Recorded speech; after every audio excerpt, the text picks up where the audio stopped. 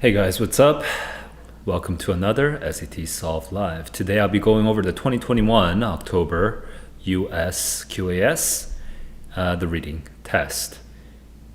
This stream is, the whole idea of the stream is to show what tips and tricks for the SAT reading actually work under timed test conditions. So you'll notice that lots of people have ideas on how to take the test. And there's a lot of good and bad YouTube content and just general online content out there. Now, some of them have really good advice. Some of them have potentially inadvisable advice. And my job, at least the job that I'm taking on for the sake of the internet, is to prove which ones actually work and which ones don't. So the way I'll be going through this is I'll show you my screen and I'll be keeping track of time, and I'll be externalizing my thoughts as much as I am able without stopping time, but every once in a while I will sometimes stop time to make a comment. So it will be timed, but it will be with some stops here and there every once in a while when necessary, because it's hard for me to articulate full thoughts when I'm under time pressure. Besides that, the format is just me going through every passage one by one, and then I will be doing like a Q&A at the end of every passage. So those are just some general guidelines for how this works. Let me know how you guys are actually using the stream, because I'd be curious, what's actually really helpful for you or what's maybe less helpful for you. If I know what that is, then I can actually adjust how I do this thing to match your needs. All right, so that's my little introduction for the SAT Solve Live series that I'm doing. I am going to be taking the May SAT in a week-ish. Okay, it's like 9 days from now. So I'm in the same boat as many of you guys. Guys, stay strong and keep on growing. All right. Well, I have my PDF opener in front of me, so let me pull up my screen. Wrong screen. All right, here we go. And let me just update this. 2021 October US QAS.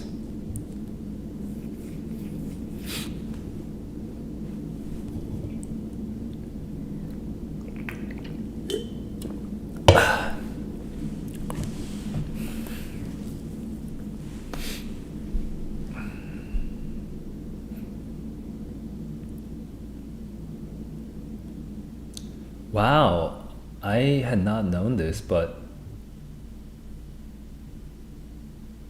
it actually says in Discord. I mean, I just found this out today, just now, but it says in Discord. I can't zoom, but if you look over here, it actually says that I'm streaming because I linked my YouTube account to my Discord account. I had no idea that was a thing. Okay, so that's my iPad again, and we're about to get started in just a moment. Let me make sure my pencil's working and my stopwatch is ready. All right.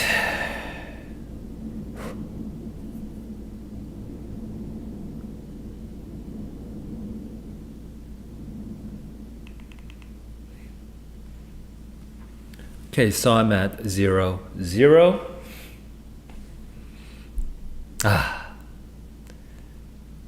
It's Thursday. I've been streaming a lot this week. But I love the SAT, and I'm looking forward to this passage because I've never seen this passage ever before. So it'll be my first time. So I can learn something interesting, learn some new random science things, and hopefully have an interesting experience with the literature, as well as, proving which SAT tips and tricks actually work. All right, I'm just trying to keep myself motivated. Just a little bit tired, but I'm good, man. Let's get started. Here we go. 3, 2, 1, let's go. I'm just fiddling with my phone. Okay, Julie Iromuanya. Sounds kind of Native American. Iffy has traveled to Nebraska to join her husband Job. Okay, they were married in Nigeria. From Nigeria to Nebraska, that is 25 seconds so far. Have I eaten? Hang on. No, we don't know who's talking right now. Come now, we'll drop your baggage at the house. Okay, Iffy and Job. Okay. Other Nigerians, cool. Emeka and Gladys, you'll like them. He paused. Okay, this is Job. Okay. Classical. His foolish humor. So the husband has been living there. I see. He's been living in Nebraska first. So he's the one introducing Iffy to Nebraska. Okay, they have some money. Zonta, the town, that would be the new home in Nebraska. Of the south of the reservation, okay, and south of Zonta was Omaha, where he went to medical school.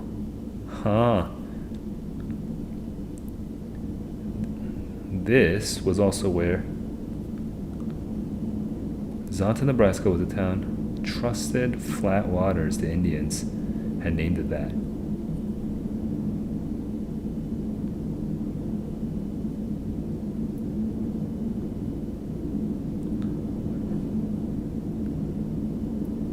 So snow is something that's not typical in Nigeria.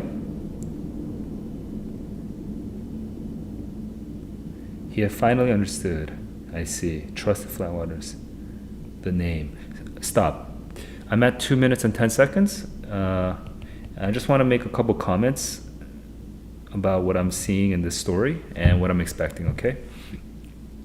So what's weird is we're talking a long time about the name of this village. It's kind of weird. So I think as a good reader, as a good literature reader, you'd be thinking, well, why?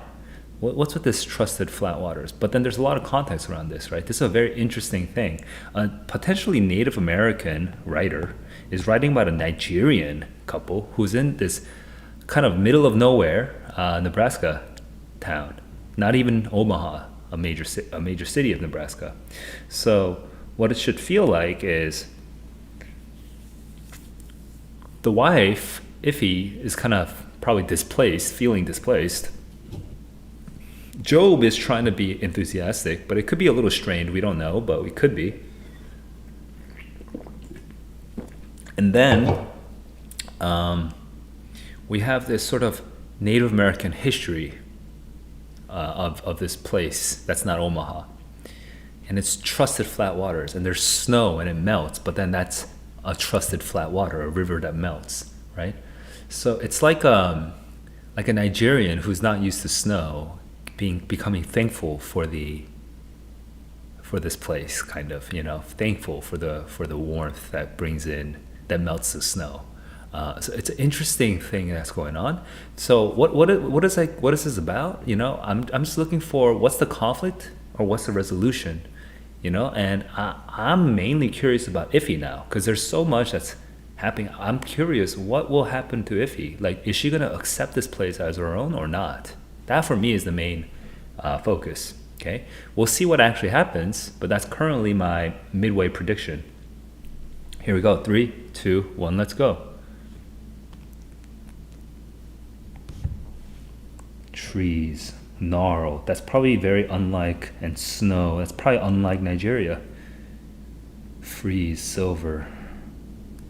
This was the feature that pleased Iffy. That's interesting when she stared out the window at night when he's away at the hospital. She's kind of alone. She's going to be alone in Nebraska a lot. Dusk melted into a chalk white that exploded. splitting the flakes. This is like a crazy winter. Fatter. Snow, said. Oh, she had only read of it, right. Slowly dawning. This is snow. Snow. America, she said. She would scoop the snow and mail it. No, she would not do that, she laughed. She would take a picture. Reach for the door handle. What are you doing? Are you crazy? Save for a picture. There was no one else on the road. Let's stop. I would like to touch it. Crazy. Oh, it's kind of, she's actually having kind of a connection. She's having a connection. 3 minutes and 25 seconds. Darling, settling on the word. Okay. We cannot be late, darling. Interesting little turn there. The snow, she's actually really into it. They pulled off the road. County fairgrounds where they had a fair and on Independence Day. Corrugated irons, okay. Tasted cold and wet like rain. That was all. Okay, a little bit of a deflation there. There's a bit of a deflation of expectations. He sat in the car just wiping away. Then he came out. Okay. He was being reluctant at first. He's nervous with being late. He imagined himself at 19. When he first came from medical school, right? She shivered. I did that. So there's a connection between the two of them. Yeah. Snow was in her hands. Okay. I can do anything here. With a queer expression, she elaborated. I can be anything. I can be a doctor, and I'm wow. What a feel good story. Stop. Okay, what a feel good story. I wasn't expecting something so feel good. I was expecting more conflicted. More trouble. But it's so romantic, actually. It's so romantic. The name of the place. The husband who came before, and then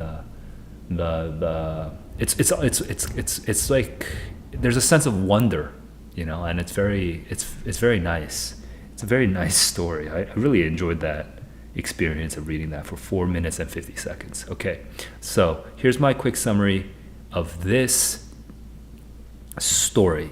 Okay, I want you to compare how you remember this story from the top to the bottom, left to the right. Okay, I want you to compare your map of the passage with my map of the passage. I'm about to do it right now. If you are watching this later, I want you to pause this video right now and to regurgitate everything you remember from in detail and in order from the top to the bottom, from the left to the right. Hey, Amaze, what's up? All right, so here we go.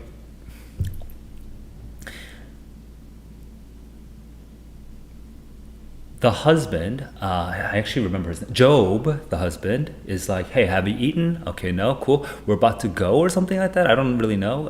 Let's get going or something. There's like this, what do you call it in English? Appointment. He has an appointment with these friends, and he's explaining to his wife that you're going to like them. Okay, there's this person. There's a Gladys and there's one other person, and Gladys is like a good person, and then the husband, I think, is like a funny person or something like that, and then he just sort of hypes them, okay? And don't remember. Oh, then there's like this in the middle of the lab. They starts talking about Nebraska, about this place that they are at, and then down to the bottom, because this is a very short column, because there's like a big thing at the top. So it actually starts in the middle of the left and goes down to the bottom of the left. There's no top of the left because this is the first passage. But anyway, then it goes down to talking about Nebraska, about this place. I forgot the name of this place, but it's not Omaha. It's a smaller place that has a Native American name, which means flat, like good flat water or something. I forget what it was, right? But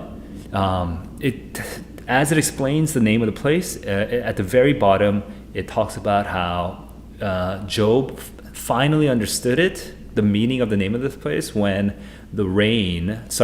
when the snow in the middle of winter melted due to unseasonably warm weather, and there was like a sudden river. Okay, it was a flat water, and then he was thankful. He was thankful for that experience. So that's the left column. Then moving to the right column, we have them driving in the Audi or some in the Audi or. I'm kind of confused about the left right now. I'm kind of confused. I think the Audi came out on the left column, but they're driving, and Iffy sees the snow. What? Am I missing something? Something's weird, but anyway, Iffy sees the snow. My map feels very strange right now, but on the right column, Iffy sees the snow,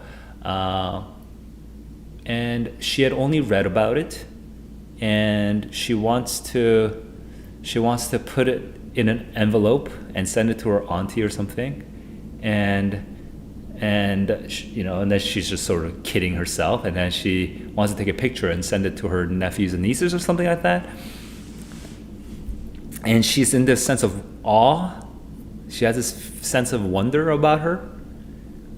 So I guess at the top of the paragraph is just talking about how crazy the snow is, and then the middle of that column it's talking about Iffy's sense of wonder a little bit, and how she's connecting to that snow. So that was a very positive experience. Then she asks the husband, Iffy. She asks her husband Job, "Hey, please stop the car," and he's like, "No, we can't be late." And then she's like, "Darling," and then he does. She's the one. She has some authority here, and she is feeling this moment, and that's the bottom of the right column. And then moving to the third column on the next page, she says, there's like this word snow that gets repeated over and over. She wants to do things like she touches it. She wants to touch it, so she touches it. She even tastes it. Oh, it's just water. I feel foolish, right?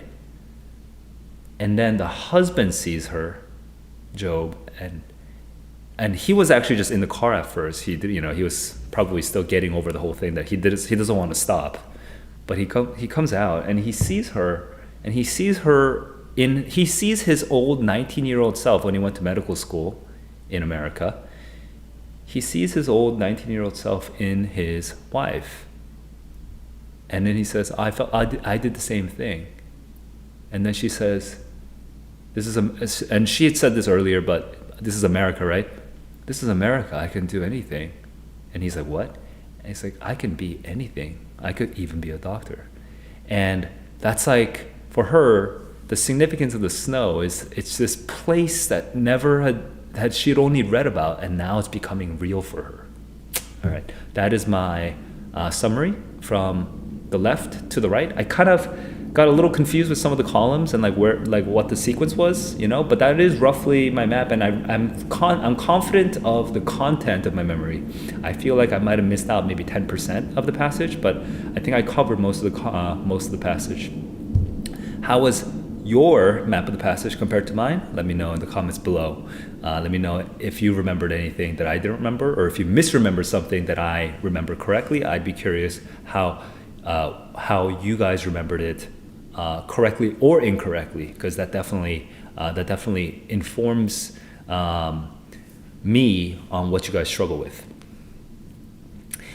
All right, now I'm going to go into the questions. Okay. Let me just double check. Oh, no, I shouldn't double check. If I'm going to double check, I need to double check with the stopwatch running. So here we go.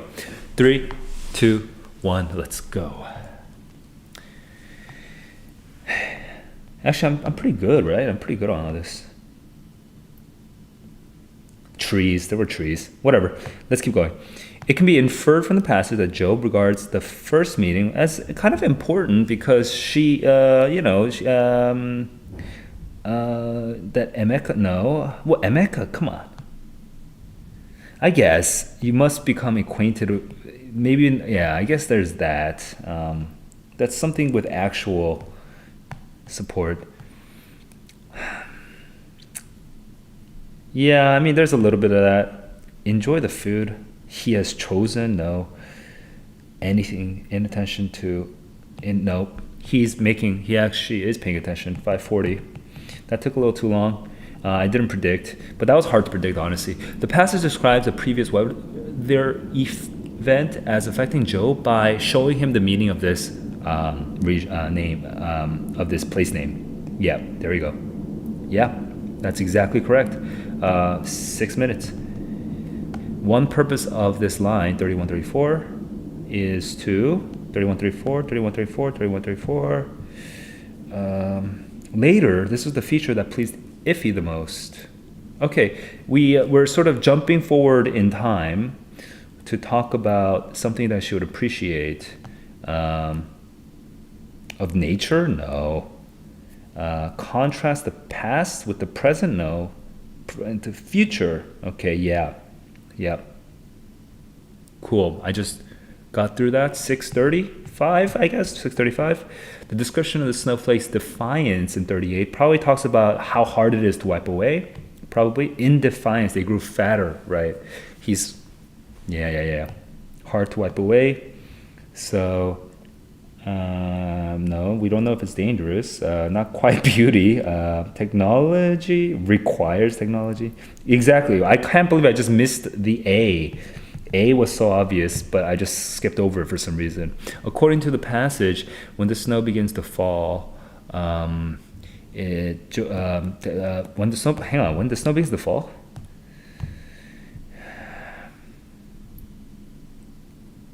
Snow wet at the fingers. Overnight there will be such a freeze. Later. What? When the snow begins... Where does the snow begin to fall?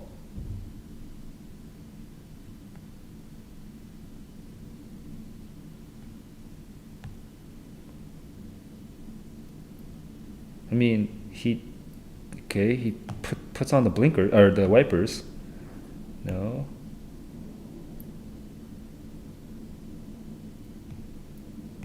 Oh, maybe D. Where was that? Is that bottom right? Snow. As it's said as it, not as if. I guess, yeah. 8:05. As it slowly dawned. That's correct. That took a little too long, but it's okay. It's only 1 minute and 5 seconds. After Iffy asked, Job's feelings shift from, no rejection to okay. So security, ambition, puzzlement to kinship to.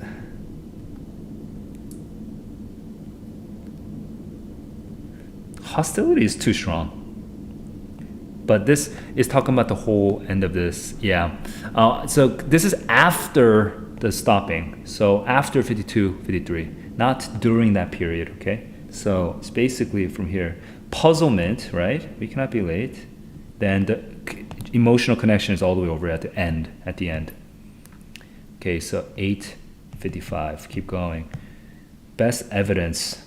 In conjunction with line 4, okay, this is for puzzlement, so we're just looking at the very end, and we just want to see, I did that as well, 76 to 77, and so 76 to 77 is exactly correct, 9:15.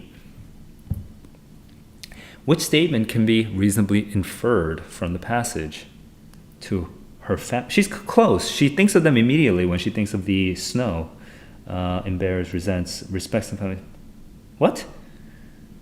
Could not accompany her, maybe? The other ones feel very strange. So I couldn't find the thing. So let me find her family. Her family. No, she would not do that. Instead, she would take a picture. Is there some other part where the family comes out? I don't remember that.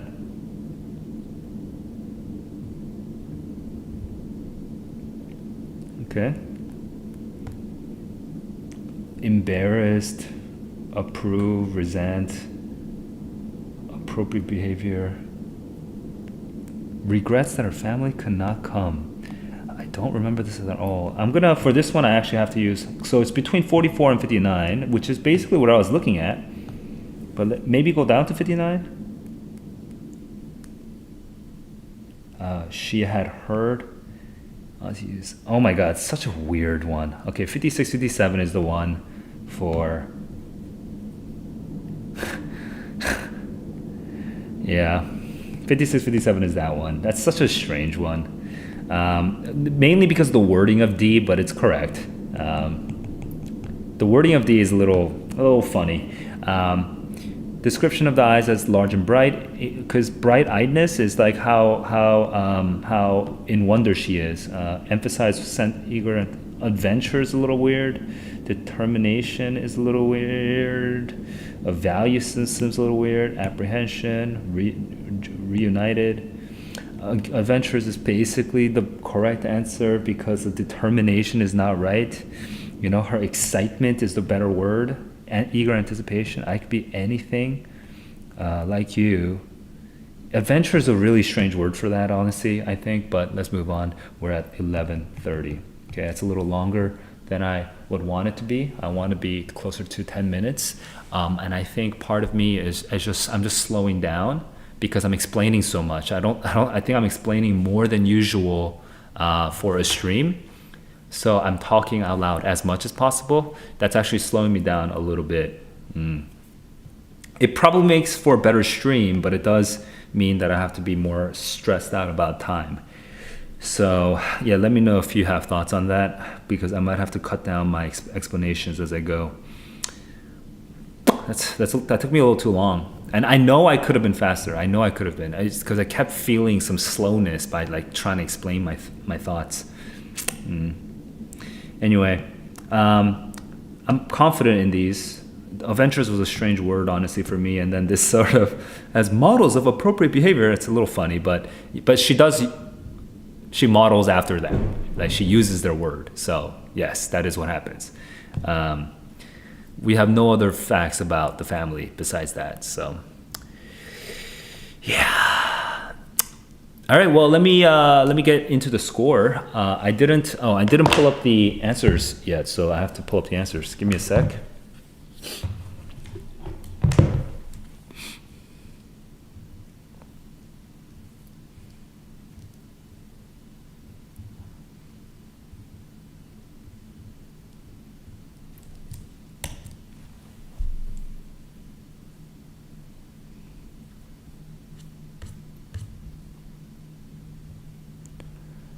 All right.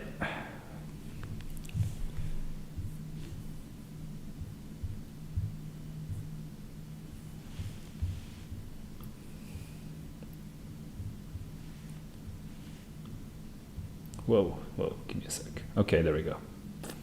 So I'm not reading first 10 questions. Let me score, and I'll share my tips for this passage afterwards. I chose A, B. Hang on, what happened here? I feel like this accidentally got moved. Okay, anyway. A, B, C, A. A, B, C, A are correct. D, C, C. D, C, C are correct. D, C, A. D, C, A are correct. So we are at 10 for 10. Oops. Dude. Okay. So 10 for 10. Took a little too long, but 10 for 10. So solid start. Sorry, just having some minor technical issues. Okay, so a couple comments on this passage.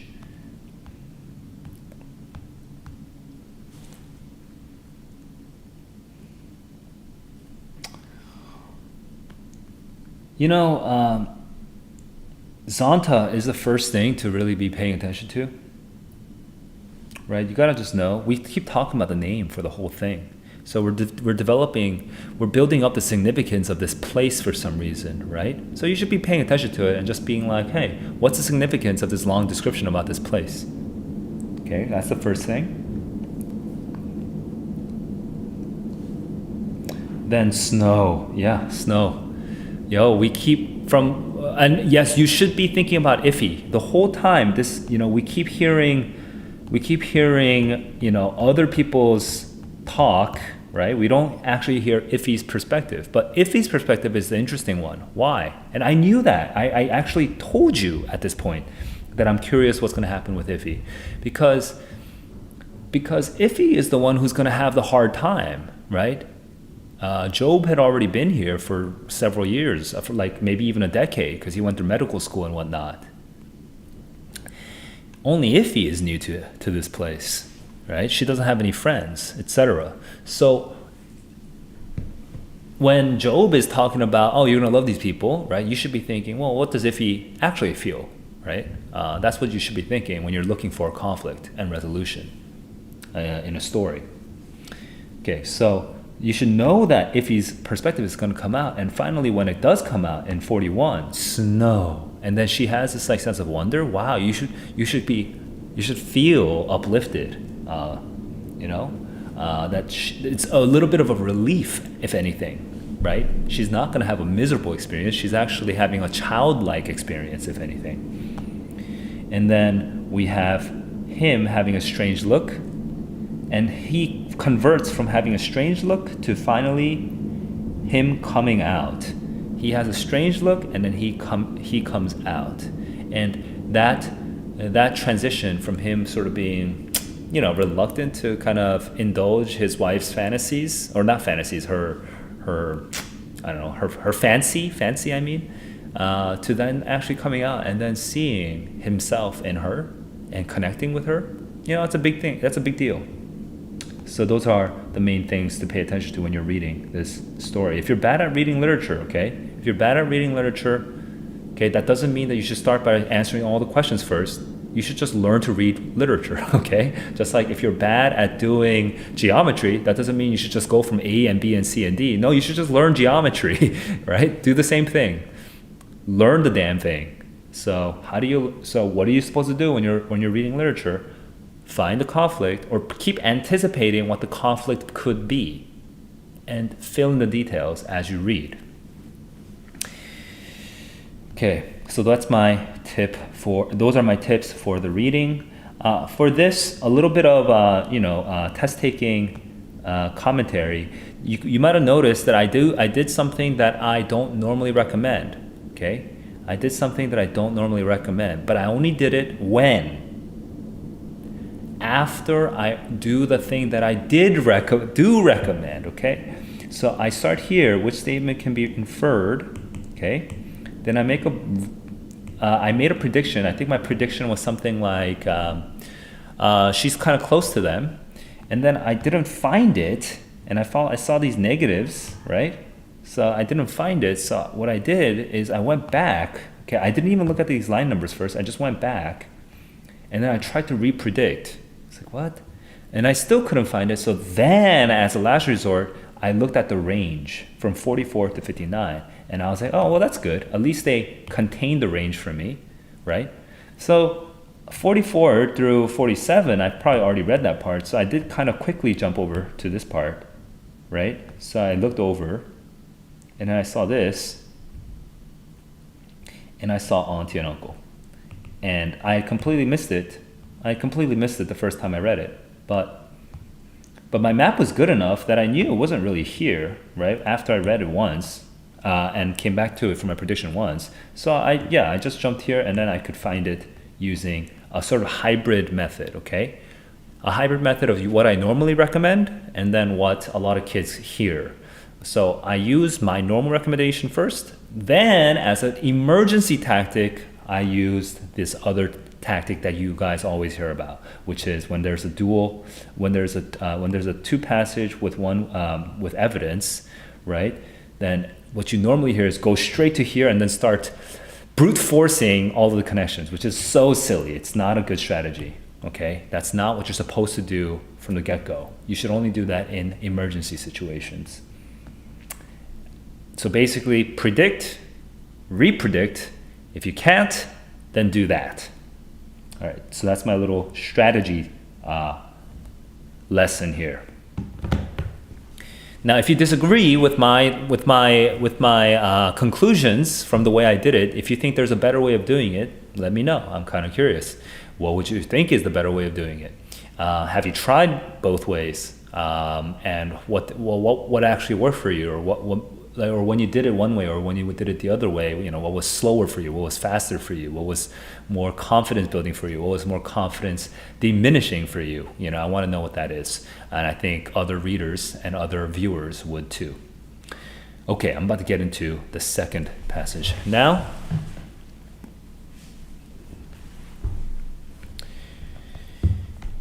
Here we go. My pen is ready. My stopwatch is ready. I am, kind of like a minute over where I want to be, but that's all good. I think I will explain slightly less as I go through this, so that I can stay nimble on time. 3, 2, 1, let's go.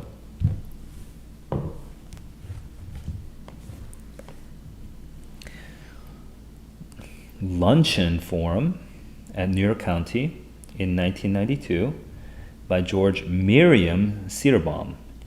Okay. Woman on the Federal Bench. And this is in 2001, about a decade later, by Sotomayor, a Latina judge's voice. Okay. So we have woman versus Latina, so a subset of women. Okay. That took me 12 minutes, 15 seconds. Here we go. Pause.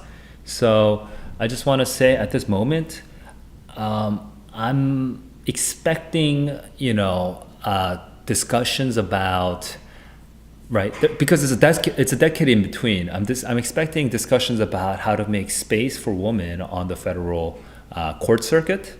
Okay, in the first passage. And then in the second passage, I'm expecting some idea that women have made progress as a whole, but now Latina women, right? Latinas are facing a different set of struggles, and what they are and how they can overcome. Something like that broadly. Okay, so let's get into it now. 3, 2, 1, let's go.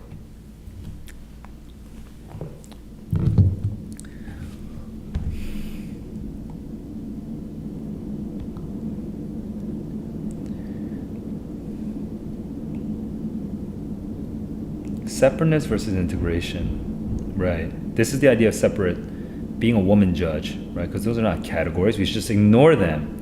But this is a viewpoint that is now controversial.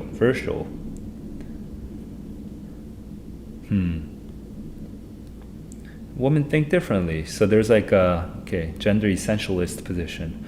Although undoubtedly we are affected by the enormous importance of independent and impartial judges, which means that it shouldn't depend on your gender. The progressive vision depends on judicial integrity, which is the ability and willingness of bright judges to set aside honest self-appraisal and acceptance of fallibility. This is an ideal, but after gender does not play a role in ability or self-restraint. Okay, stop. By the way, I'm just gonna write the time real quick. Okay, this is a little different from what I was expecting, but here's what I'm expecting now, okay? I'm expecting the first passage to talk about how actually as women we should try to ignore, right, our womanness, right? Because we are just as capable as men of being impartial, and we should be impartial as judges. So if anything, now I think passage 2 is going to be focusing on the flip side of the argument of, as a Latina judge, we should be a Latina judge.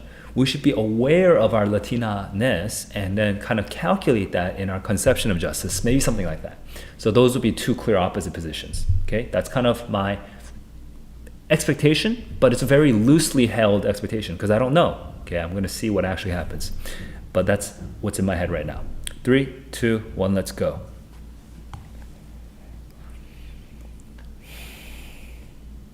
Especially to criminal defendants, there but for the grace of God, members of the same species, I do have observed no differences that can be fairly explained by gender. Okay. Okay. So those are all qualities that don't matter for gender. Okay, I see. 14, 10. Cedar bomb is over here, right? Yep. Cedar bomb. Transcend their personal sympathies and correct. Although I agree, I wonder whether is it even possible? Ignoring our differences, we do a disservice, and the position is wonder, so it's not super strong. Okay, I wonder, we do a disservice.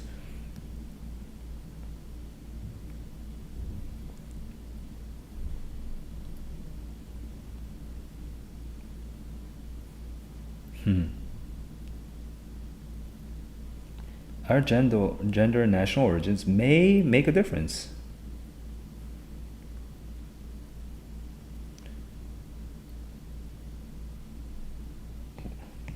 We'll reach the same conclusion. I'm not so sure.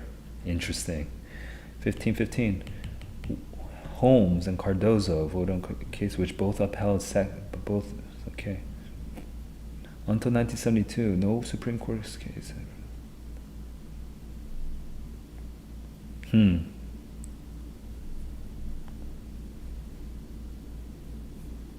Many are okay. This is an important aside. Okay. Understanding takes time and effort. Something not all. Their experiences are limit their ability to understand, and others simply do not care. So.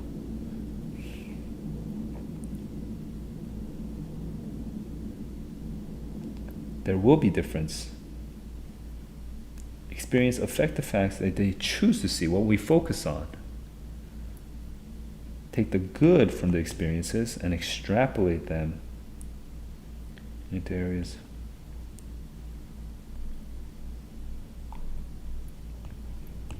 Heritage, okay. 1625, stop. 1625 means that I have spent 6 minutes on reading, I think, right? Is that correct? No, sorry, 5 minutes.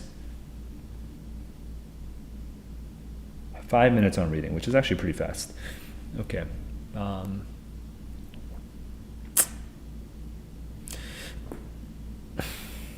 Here's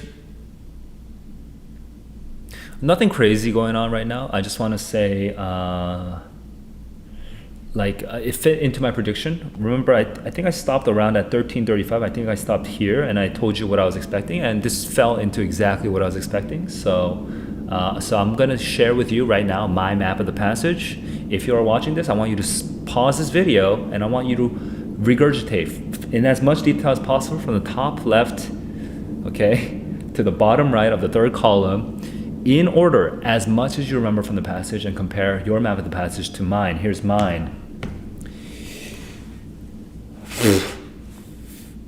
Okay, so the first passage is cedar. You know, I'm just gonna get the name because I want to be able to repeat the cedar bomb. Okay, the first passage is cedar bomb, and cedar bomb talks about this ideal of an impartial judge first.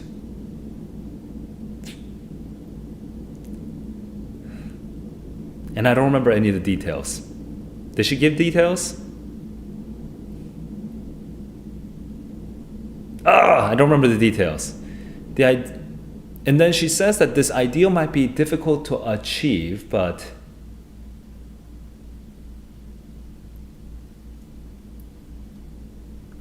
what?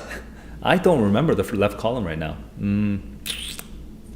She says something also. I'm gonna just barf it out and see if I can organize it afterwards. But she also says at some point something about women and men having equal capability of being impartial. And then she mentions like a previous judge who had said the same thing. It's a famous judge, but I can't remember, a justice, but I can't remember. And at the end, at the top right, she says something like, perhaps it's due to my experiences that I do not see any reason why men and women should be so different as judges. Whoa. I remember the ideas. I don't remember the sequence. I don't remember the way that it got developed. So it's actually one of the worst maps that I've ever had to that I've ever streamed. This is the worst map I've ever streamed so far. Okay, but that's as far as I remember. Okay, here's the second passage. Second passage is Sonia Sotomayor, who actually starts by addressing what Cedarbaum says, and says that she agrees that this is the ideal that we should be pursuing. However, she doubts whether it is even possible. Then Sotomayor talks about, in the middle of the right column, there's no examples. That's why it's so hard to remember for me. As a woman, as a Latina, there was kind of an example. There was like a weird, almost example, like an analogy example, but I don't remember what it was. What was it? I don't remember. At the bottom, she kind of, so then she starts saying that I accept that there always will be a difference. Oh, at the bottom though, she makes a really important argument. Okay, so there's a really important qualification where she says, Sotomayor says, getting close to the bottom, that doesn't mean that someone who is based in their experience cannot understand the point of view of someone who is not from their experience. So just to simplify that, what that means is if I'm a Latina, then that doesn't mean that I can't understand a white man's perspective. Vice versa, doesn't mean that a white man cannot understand my perspective, okay? However, people are not all able to understand, are all able to understand, but they do not all have the willingness to understand, okay? Some people just refuse to, and other people find it hard to because it's so different from them. Something like that. That comes at the very bottom. To understand someone else's perspective, which means that people tend to understand the things that they do know from experience more than the ones that they don't know from experience, which is why as a Latina and woman judge, a woman of Latin heritage, right? She accepts that there are things from her experiences that she will be trying to extrapolate, and first she'll lean into it, and then she'll try to extrapolate to other more generalizable experiences as well. Okay, so that's the ending at the top left of the next page. So I remember Sotomayor's argument way better than the first one for some reason. I just kind of lost track. Okay, but I think that still gives me a decent framework. I understand. I think I remember about 60% of everything. I completely mangled 40% where I don't really know. But for me, I'm not because I know I'm not sure. For me, it's just like a fog in that area, and so I just won't make assumptions. If I want to double check, I can go back and lift the fog, but I'm not going to make assumptions. And when I do go back, I probably will remember very quickly what it means. Okay, so that's my map of the passage. Not the best I've ever had, but it's realistic. How was your map compared to mine? What did you remember that I didn't remember, or what did you misremember that when you heard my version, it actually clarified your understanding? Okay, let me know in the comments below. It really helps me to know what kinds of areas you guys misunderstand or get stuck on, or fail to remember, or do remember. Okay. All right, I'm about to get into the questions. Here we go. 3, 2, 1, let's go. The main purpose of the first paragraph. Many women believe this. I have never done this, but now it's controversial. Okay, so that's just framing the argument. Yep, that's it. Culture is slightly off, but openness, okay, maybe. Not really.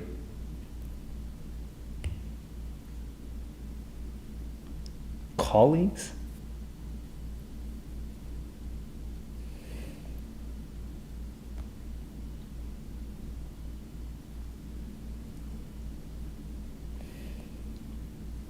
Cultural?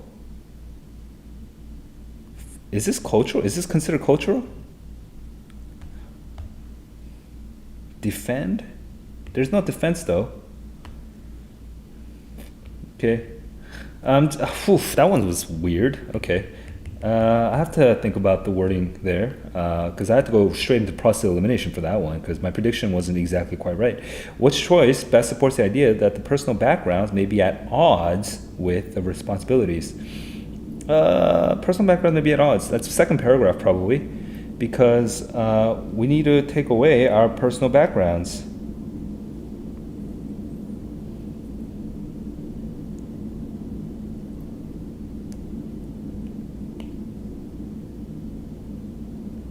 Okay, 6 and 7 is the best one though.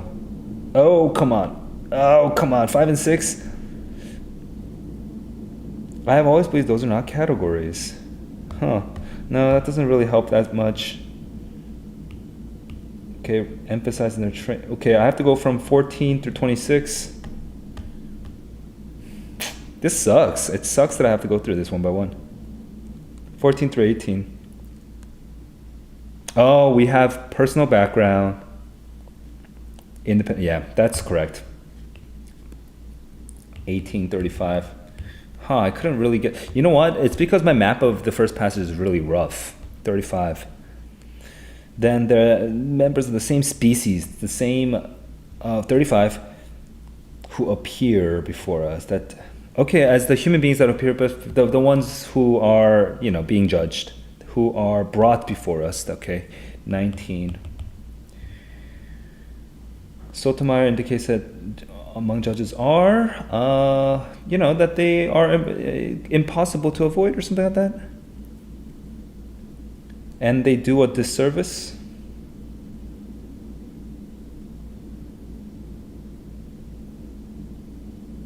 Okay, that's the first paragraph. Okay, first paragraph, ultimately damaging. Yeah. They do a disservice. 1930.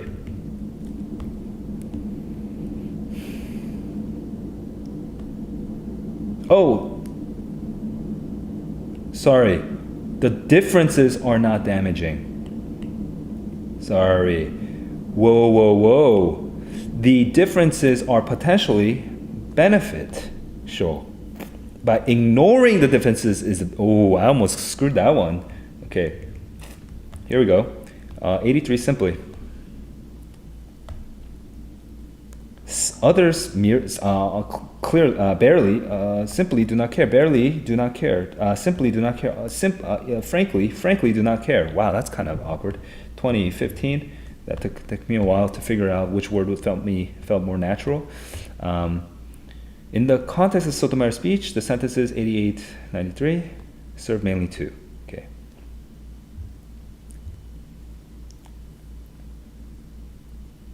Okay, it's like the summary of her position. Okay, the nature. Nope.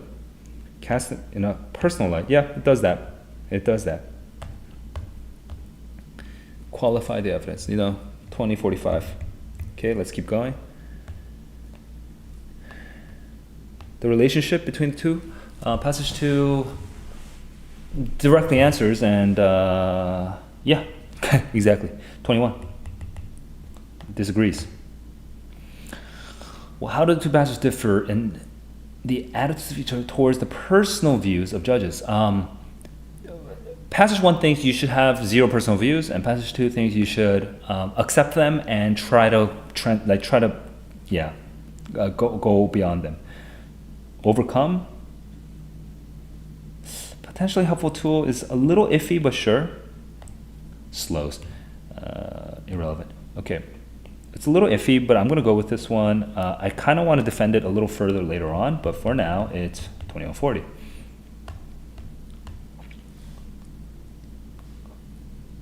How would Cedarbaum, I think, would totally agree, okay? Because 264 was when we said something that was standard.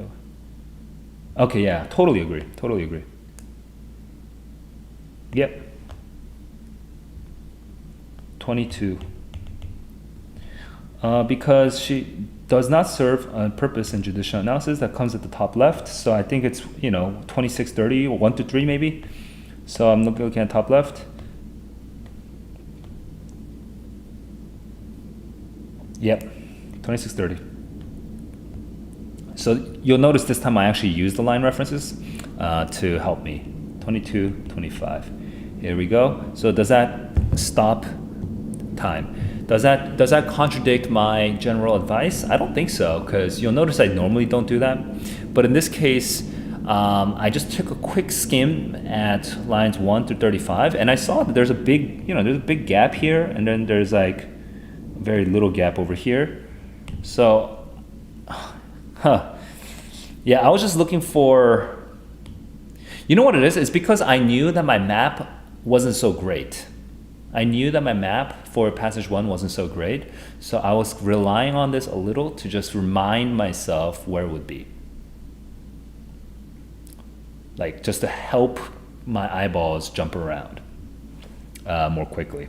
Because I knew roughly it would be closer to the, I knew roughly it had to come out earlier in the passage, that it wouldn't come out at the end, but it still did come out close to the end, so it was kind of weird. I actually need to think about this. I need to think about why that passage was so kind of inefficient for me. But if you'll notice, it actually took me less than 12 minutes to get through this. So this is 11:30, and over here it's 22:30. So it took me about 11 minutes. Yeah, about 11 minutes to get through this. It was actually a little faster than my literature passage. I don't want to change any of my answers. So I think if this were the real test, what I would do is I would just keep this, you know how 18 is circled? I would just keep this circled. I would move on to third, fourth, fifth passage, and I'd keep my speed here. And then I would come back to this on the real test because I feel pretty high confidence. I feel medium high confidence on this, even though I can't fully defend these words, potentially helpful tool, okay? I feel medium high confidence on this, so I would still just move on and come back, just because I want to make sure that I can get other easy questions out of the way, okay?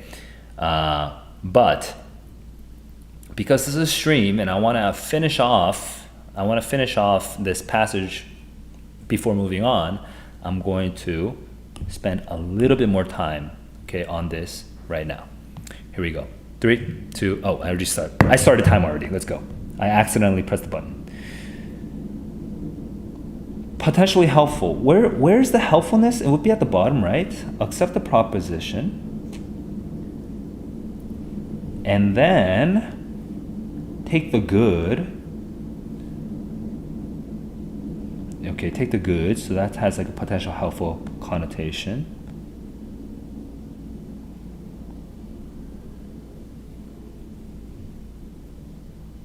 And may do a disservice. Yeah, potentially helpful. It's very, very lightly hinted at. Stop. Okay, 23:15. Okay, so 23:15. That's my additional investment of 50 seconds on that question. And honestly, I just need to, because I already eliminated A and C and D, I think. So I just wanted to get a little bit more sense that, where would the potentially helpful maybe be coming from? And I got that sense, I got that defense. So now I'm going to go into scoring. Let's go.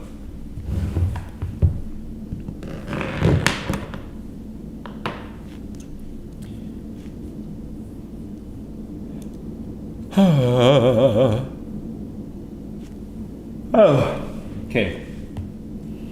I chose 11, A, B, D. Okay, A, B, D, and 11 are A, B, D correct. D, C, B, are correct. Then I chose from 17, C, B, A, B. 17, C, B, A, B are correct. So that's 10 for 10. All right, I'm 20 for 20 right now. And I'm going to do the third passage after, oh, no. I'm going to first give some tips on this passage. Now, it's funny because I don't know if I feel very qualified to give tips since I actually messed up my map of the first passage. Which means that actually I probably could have read it better in the first place. I wonder why that didn't happen. So you know what? Before I go straight into tips, I want to do a sort of self-reflection, okay? I'm going to do some self-analysis. This is not, I think this should not feel like a waste of time for you because the way that I self-reflect, okay, is probably the way that you guys should be self-reflecting as well, okay? So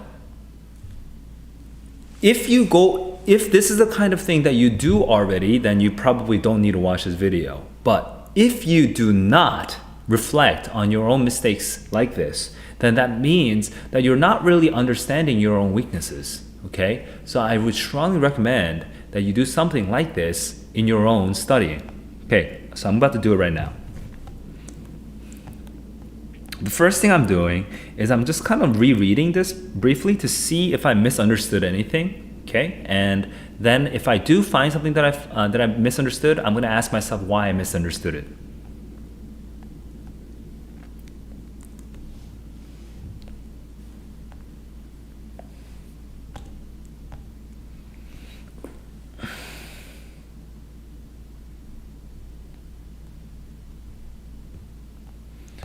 Okay, what I'm noticing immediately is I didn't use any triangles because I didn't notice any transitions when I was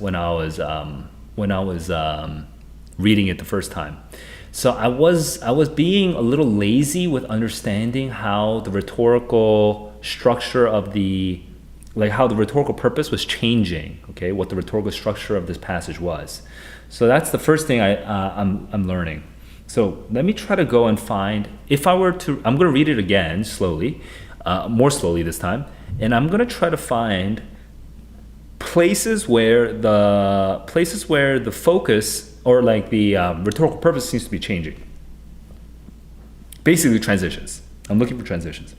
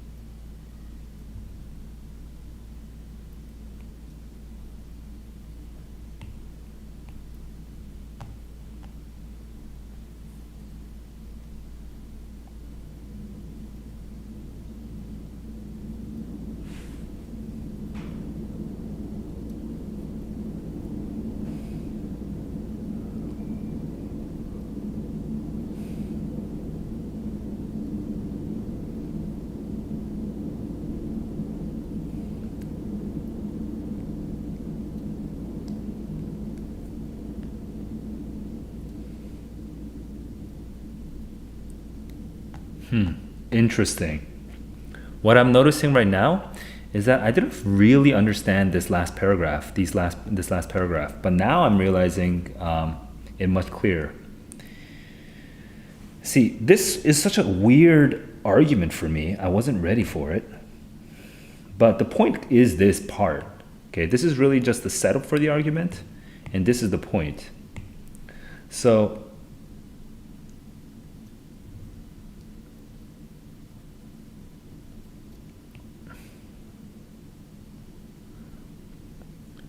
this is point 1 and this is point 2 kind of, okay? And it feels a little garbled to me, you know, because it's not exactly clear how she's differentiating. I mean, it is pretty clear how she's differentiating. The reasoning, the flow of the reasoning was not something I was used to, so it was a little strange. But here's basically all she's saying. In number 1, she says, hey, being impartial, men and women are, as far as I can tell, men and women are equally capable of being impartial. Okay, that's number 1. Number 2 over here at the bottom is, oh, and just at a more general human level, men and women are equally capable of being humble, humane, compassionate, wise, and intelligent. All five of these things, okay? All five of these things, there's no difference between men and women. Okay, so that's her point. And both of these points are made through personal experience and personal observation. So, over here is the sort of antithesis.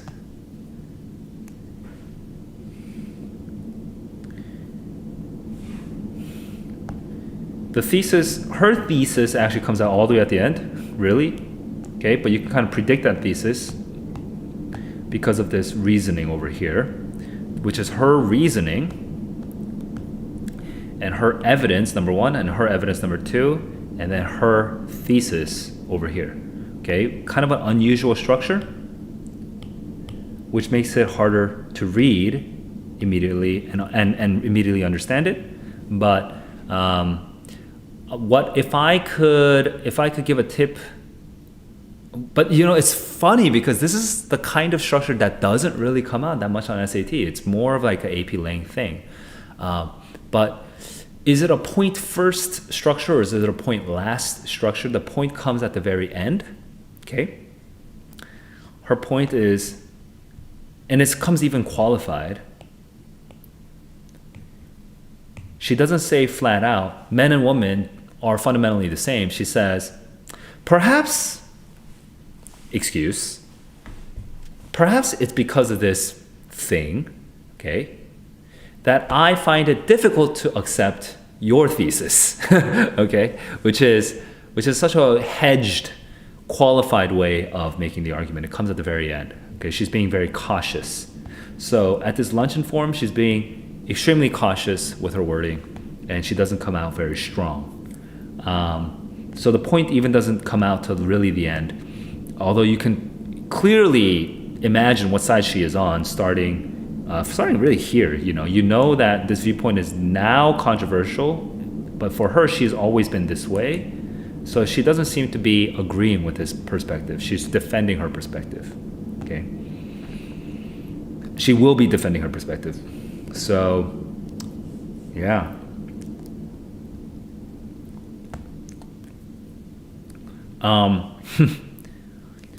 Opposition, her reasoning, evidence 1, evidence 2, and then her thesis. But her thesis is a very soft thesis. That's the structure of that passage. If I had been more sensitive to the fact that this is a point last structure rather than a point first structure, then I might have been a little better at remembering how this argument was structured. Okay, so that's my lesson for this. Here are my tips. My tips are hang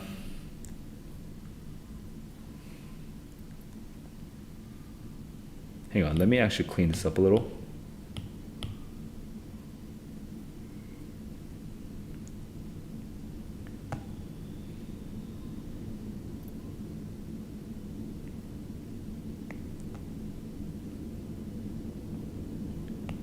Okay, that would be my main areas that I would really emphasize. Okay, this is a viewpoint that's now controversial. It's under attack. Okay, that's helping set up what she's responding to.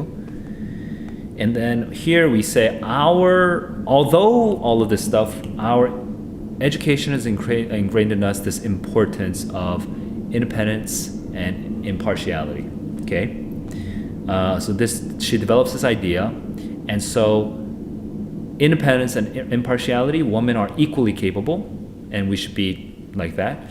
And women are equally humble, humane, are equally capable of being humble, humane, compassionate, wise, and intellectual or intelligent. And that comes out in the second point. So if you just understand that structure, I think you'll have a pretty decent map of the passage.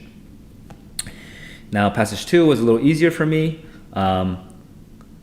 just know you should know that you have this although I agree part, right? This whole thing is basically a qualification. Okay, she doesn't think it's possible, and we might be doing a disservice. Okay, so you might be doing a disservice. It might be bad to do this. Okay. The second thing to be aware of here is she does have a double disagreement. She disagrees also with Sandra Day O'Connor. Okay, so we have two. Okay, one, two. We have basically two statements of the position.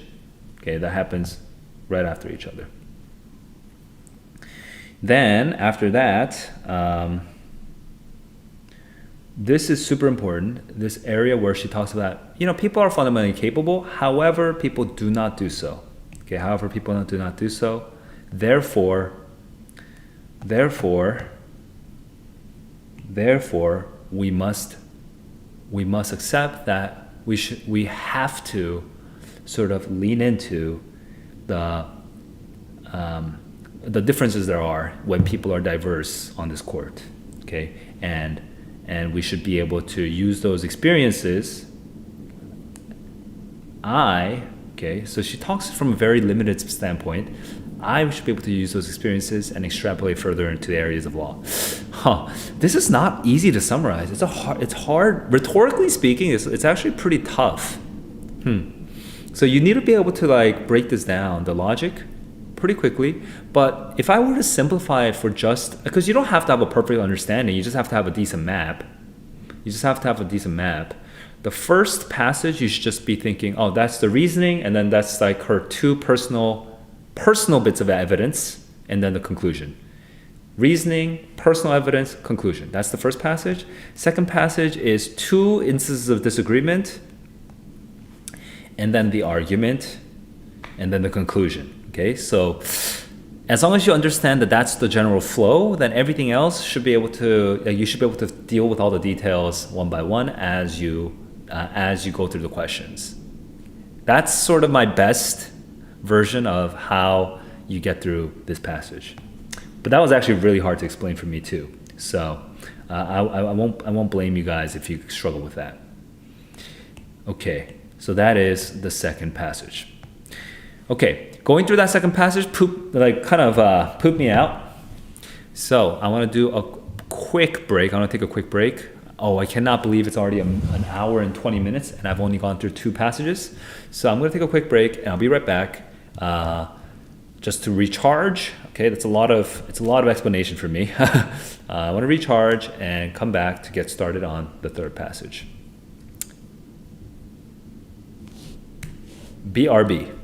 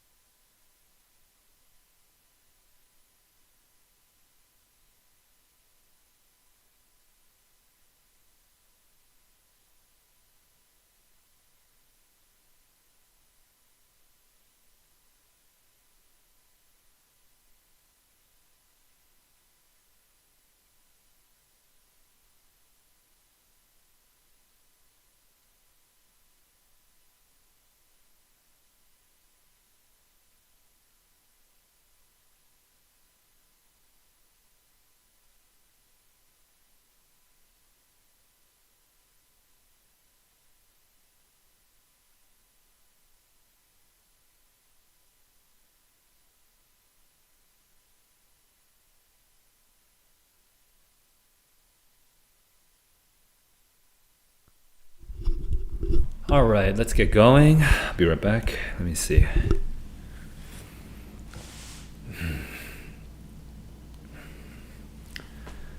Man, that second passage like made me really tired. It wasn't the like taking the test is not that tiring. It's the explanation that's like super tiring. So, wow, that was really tiring. Like I felt totally fine until I started doing that long explanation. I'm starting to debate whether I should even do these explanations. It's just like so unsustainable.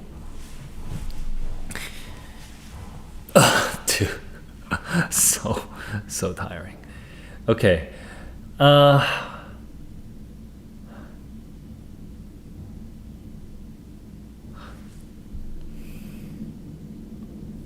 What is this website? Very strange. Anyway,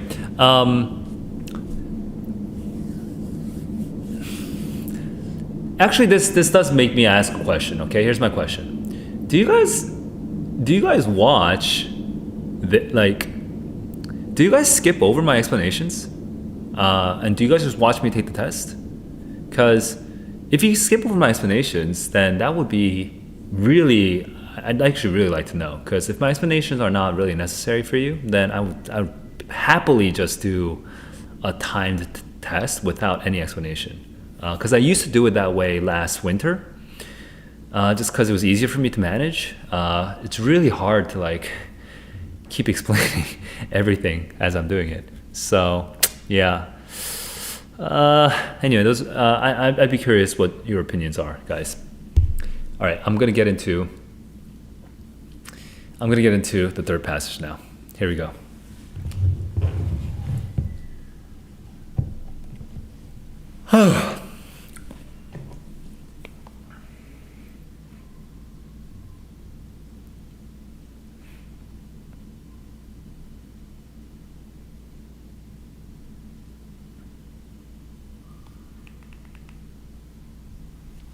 All right, 23 minutes, 15 seconds. Here we go. 3, 2, 1, let's go.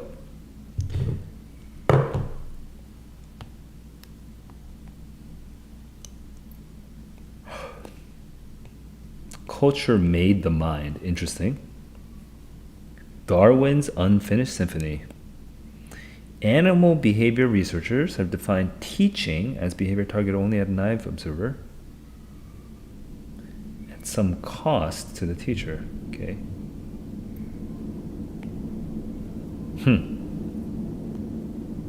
Interesting. So culture and teaching and the mind. It's hard to predict this passage.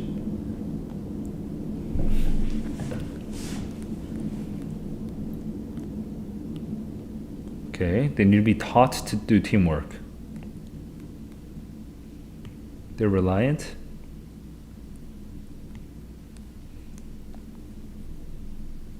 Not just parents, but other. By 3 months, they can be they're taught to be self-sufficient at feeding and handling different prey. Recent work shows they facilitate by doing what? Gradual introduction. So they teach by gradually introducing. TNM, Thornton M. McAuliffe. Okay. So is this the same as teaching, right?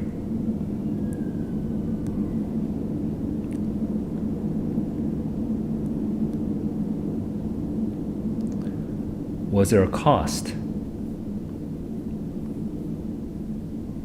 And solely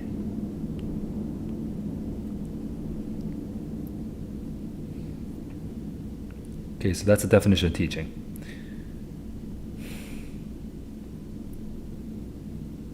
They kill or disable before carrying them, allowing safe interaction. Interesting, that's cute. So these are, by the way, the actual observations or examples. Eventually given intact prey. Interesting.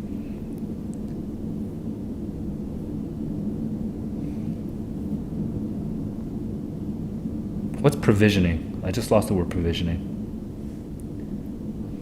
Provisioning is just providing, right? Modification versus provisioning? Okay. On the sound. Okay, the sound is a big deal, which changes with age. Okay.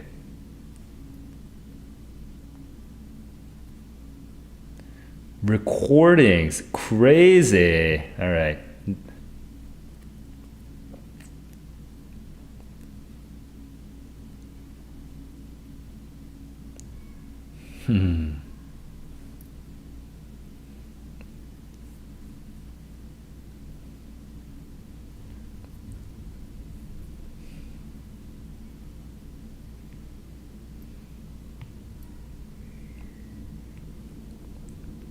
So this is considered teaching. Okay, so this is 27.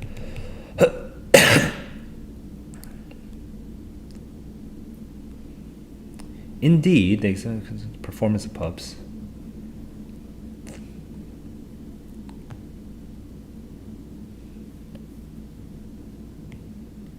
And modifying if pup. Okay. This is a cost. And yeah, there's time is spent, then there's the risk of loss.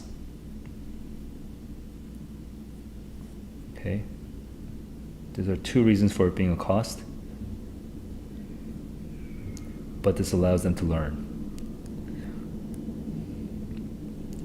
Okay, experimental evidence that it promotes skill acquisition. Okay. So it actually has to have a cost. It has to be targeted only, and it also has to have a help. There's 1, 2, 3. There's actually 3 things that we're looking at. Okay.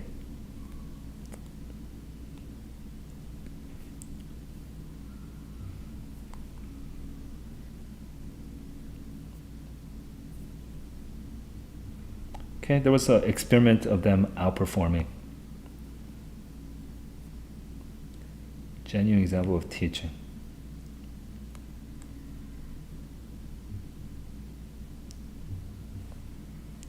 The benefit by reducing the cost of provisioning by hastening time. That makes, I mean, that's clearly obvious.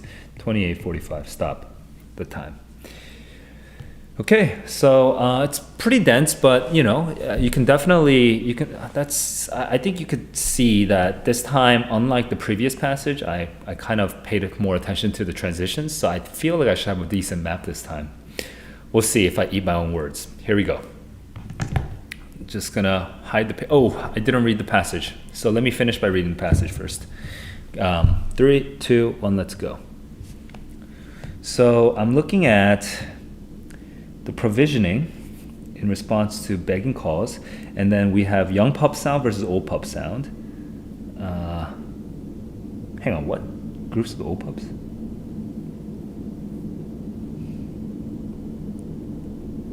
Proportion of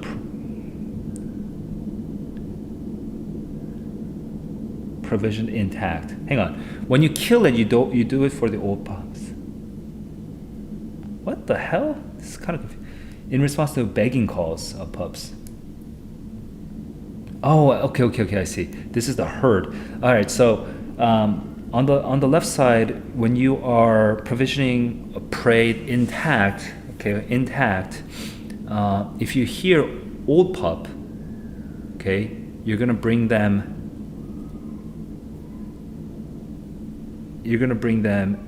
intact.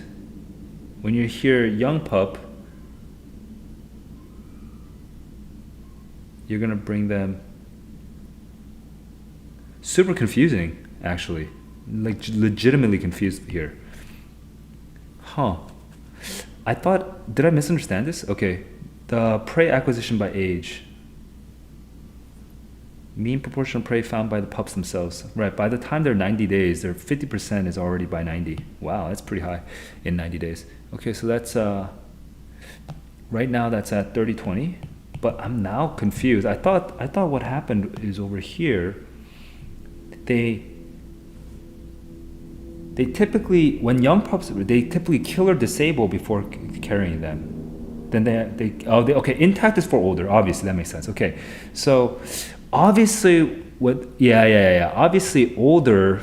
Okay, that makes way more sense. Okay, older, that makes sense. Okay, dead is younger, even though it's mainly for old pups. I got it.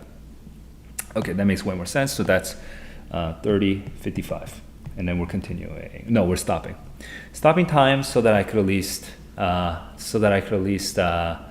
do a quick summary of my map of the passage. I want you guys to also pause this video and test how good your map is compared to mine.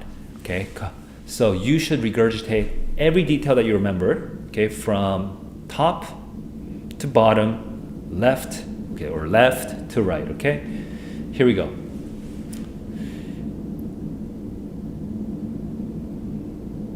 So we start by talking about meerkats. Meerkats are a certain type of predator. They are a certain type of. We just define what the meerkats are. I don't fully remember the definition. Then we talk about how they have these certain behaviors that kind of look like teaching. I think something like that. Then we mentioned this. Then we mentioned this new research that came out. Okay. And this new research that came out with these people that have these names that I don't fully remember, like TNM or something like that. And we move to the second paragraph where we describe the meerkat behaviors, where they kind of disable the prey before. Where they disable the prey and gradually bring back intact prey over time as the pups grow older. And then we go into the experiment method where we confirm that it's based on age for sure. They modify their behaviors. The helpers modify the behaviors based on age. Because we know this experimentally because they actually played the sounds of young pups and the sounds of old pups back at these helpers, and then they brought the prey that they brought back changed based on the sound of the cry. That kind of gets most of the first column. And at the bottom, I think in the bottom it says that this fits the definition of teaching. Then there's a second experiment that gets mentioned, which is that they verify that this actually, so there's 3 criteria, okay? By the way, I forgot to mention this, but there's 3 criteria. Teaching, for something to be called teaching, you have to be aiming it at naive things, like young things. You have to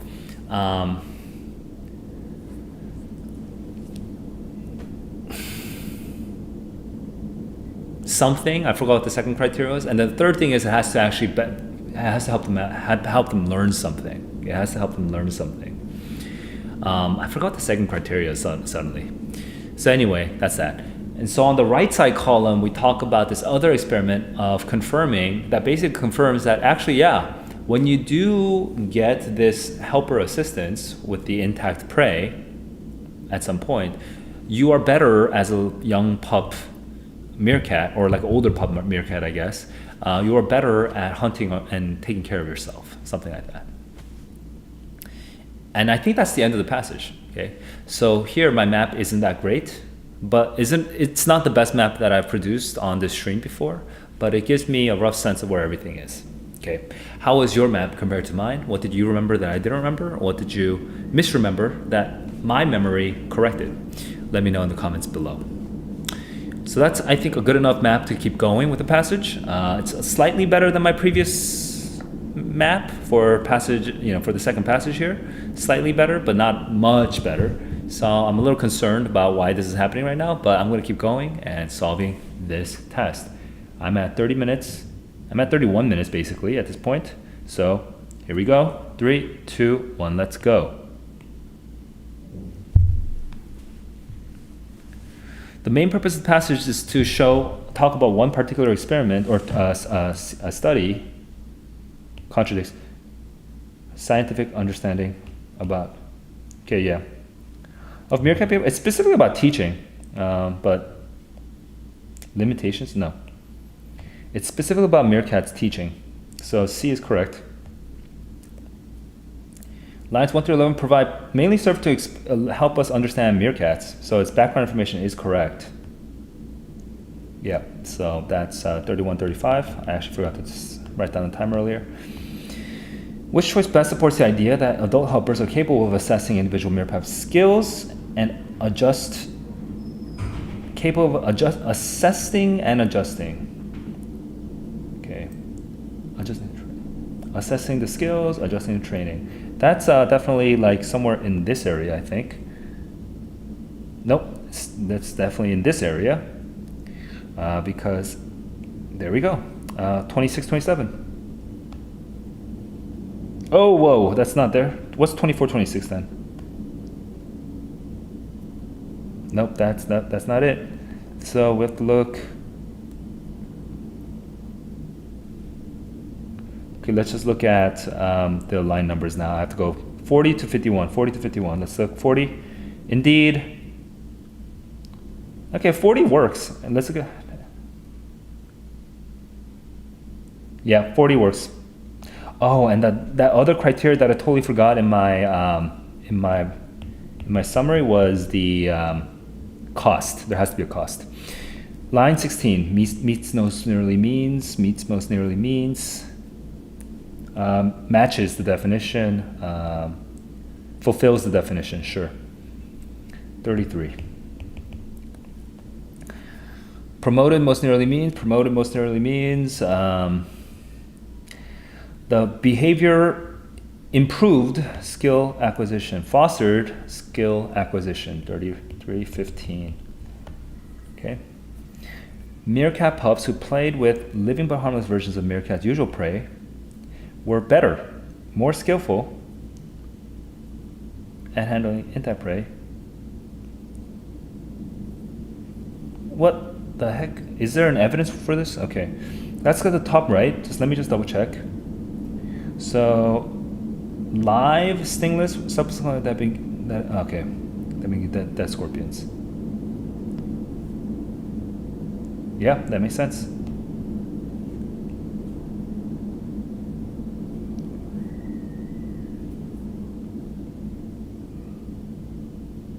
Yeah, that makes sense. There's 3 types of prey, which is what took me some time to process, but yeah. Correct. Which statement about the provisioning can be reasonably inferred? Okay, what do we know about provisioning? We know that when you provision dead, and then you live but harmless, and then intact, right? So it changes depending on the age.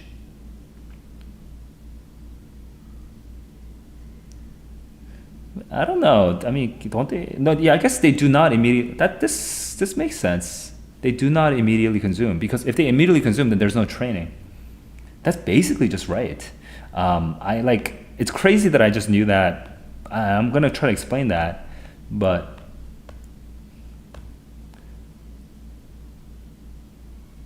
okay, I'm looking over here. They normally consume immediately, but what happens is interact. There we go. That's 26. What? 21, 24?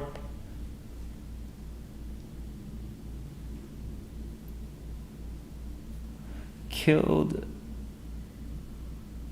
only after?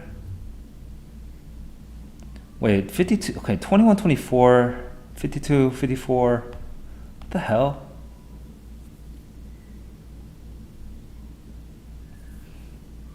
That doesn't help with my answer choice, that's so strange. Okay, I gotta look at all 4 of these. As an element of the training process, helper meerkats provide a greater variety of prey to younger. No, we don't know that. Are still learning. The directive takes precedence over. We don't know about manipulating versus acquiring. So it has to be A, but now the evidence is all weird. 52, 54, and 62, 67. Let's double check those. That doesn't help at all, 52, 54. 62, 67. Very rarely find mobile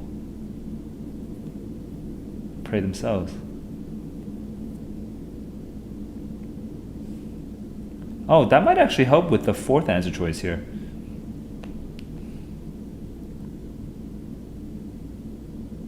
Oh yeah, never mind. That is the wrong answer. Okay, maybe handle means eating. That's very strange. That's very... I actually had to get corrected through the answer choice.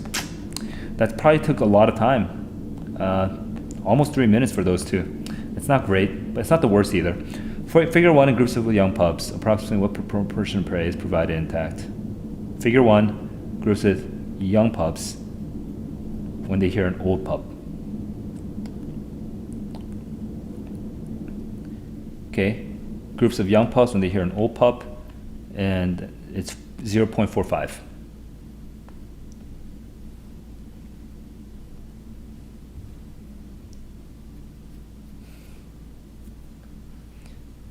The information in figure 1 best supports which claim in the passage by help of meerkats?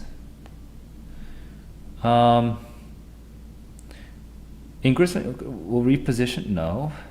In groups of old pups are more likely to provide dead prey in response to calls of young pups than in response to calls of old pups. I mean, that's almost certainly true, because you're going to give dead.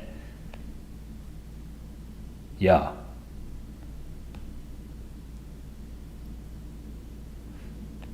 Such a weird, such a strange... according to figure 2, the proportion of... That's just true. I'm going to move on. 37.55. The proportion of prey found by meerkat pup is close to 0.2 when the pup is 0.270. Okay, 38.15, and I'm gonna stop time. Yo, this figure is effed up. I mean, guys, who wrote this? Okay, if you're gonna change this variable over here from young to old, then, oh my God, of course you shouldn't change this intact and dead. Why would you do that? It makes no sense. Like, you should just keep it parallel, intact to intact. It's such an unnecessarily confusing figure. Like, if you tried to publish this in a science article, like, I think the editor would get annoyed with you. This is not a good way of structuring information. Okay? The focus is that you should be comparing young and old, right? So that's the part that breaks the parallel here, right? I mean, that's the part that's the point of comparison. So that means that you want to be comparing them on the same parameters, which is, you know, the proportion of prey provision intact or the proportion of prey. You should choose one of these two. Man, that made this graph figure so much more unnecessarily difficult to understand. That's not a good figure, College Board. This is not a good figure. You should not do that. Like, you should clearly have just left this one on intact and then just flipped it backwards like this, you know? God, it's so annoying. That's not how people write graphs. Okay, so extremely confusing and not even a realistic graph at all. So frustrating, but whatever. It's a thing. I guess it happens. I think I'm pretty confident in all those answer choices, but what was annoying over here was this whole thing with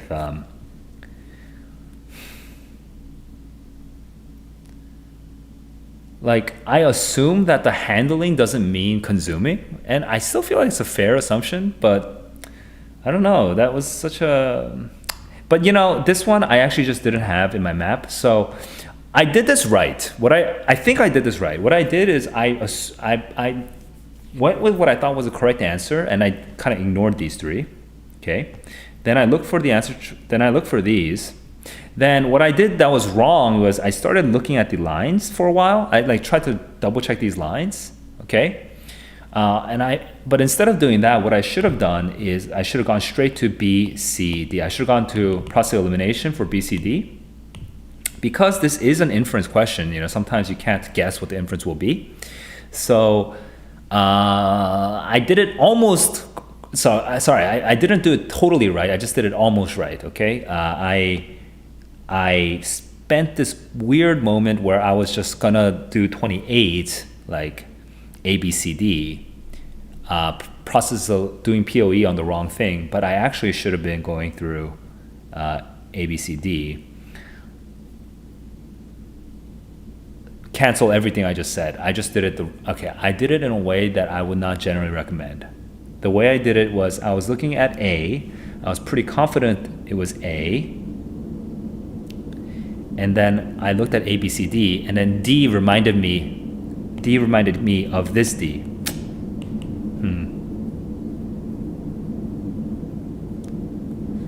I did A. I couldn't find it. So then I double checked all three of these and I crossed this out. Okay. Then I went to try to defend A through A, B, C, D. But then by crossing all of these out and then looking at D, I realized this reminded me of this D. And so I got it that way. Not very efficient, but could I have done that better? Could I have done that better? I'm not sure. Because the problem is that I just didn't remember this at all from the passage. That said, it still only took me 2 minutes and 40 seconds. 2 minutes and 40 seconds is actually still pretty fast for a thing that's not even on my map. So I don't know if there's a different approach that would have given me as much confidence as quickly as this approach.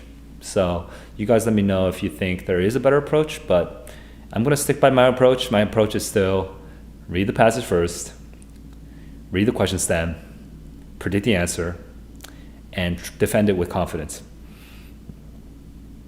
And then if you can't defend it with confidence, then you go into emergency mode where you use some of the other strategies that people talk about, which is process elimination. And I eliminated BCD, so I did that fine. Okay. Because I eliminated D because I didn't know that it was there at the end of the passage. Then I looked at 28 to try to defend A. And then it just turned out that I found this piece of evidence in 62 to 67 over here that happened to just support D over here in question 27. And so I just made that connection and corrected myself in real time. Not a clean process for sure, but about as clean as I could have expected, I think. I don't know. Am I just justifying myself, or does it seem like the actual right way of doing things? You guys let me know what you think. All right, now let me go into the scoring. Here we go. Oh, and how much time did I take on those questions? 28:45 to 38:15. No. 23:15 to 38:15. That took me 15 minutes. Okay. So that was one of the hard passages for me. All right. I still have a little bit of leeway. I still have some buffer. I think I have at least 2 more passages I can use 13 minutes each on. So I should be okay.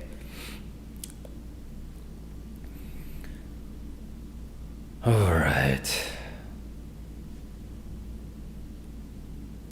Scoring. I chose CAC. Okay, let me go back to this page. Where are we? This is 21. CAC are correct. Then I chose DBC. DBC are correct. Then I chose DDC. DDC are correct. BC. BC are correct. And this is 11 questions, so that's 11 for 11. I am 31 for 31. Now I'm going to go into the fourth. I'm going to give some tips for this passage and then go into the fourth passage. Let's go right into it.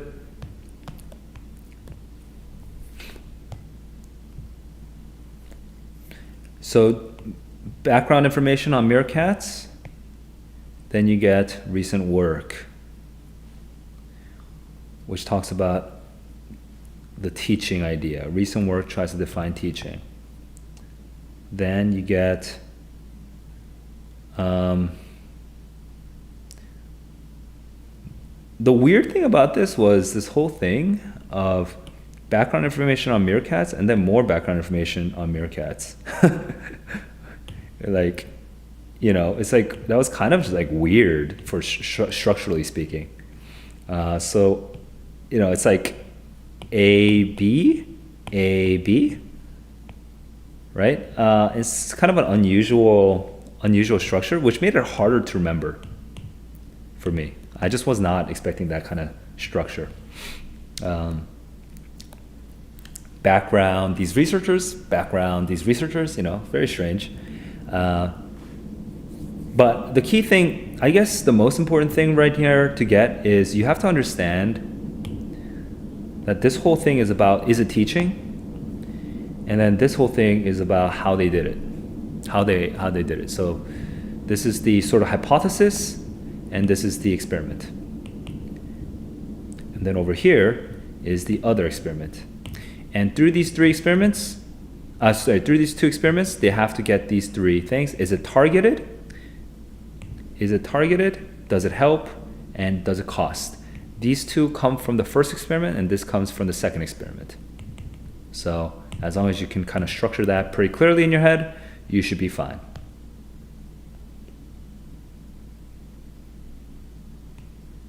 Promotion.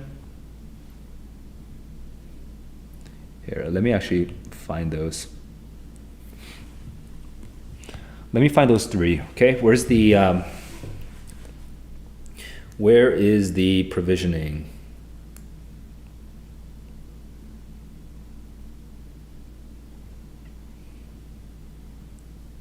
This is the cost.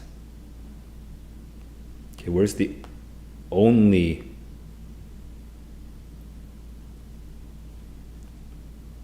Targeted. So targeting comes from the fact that they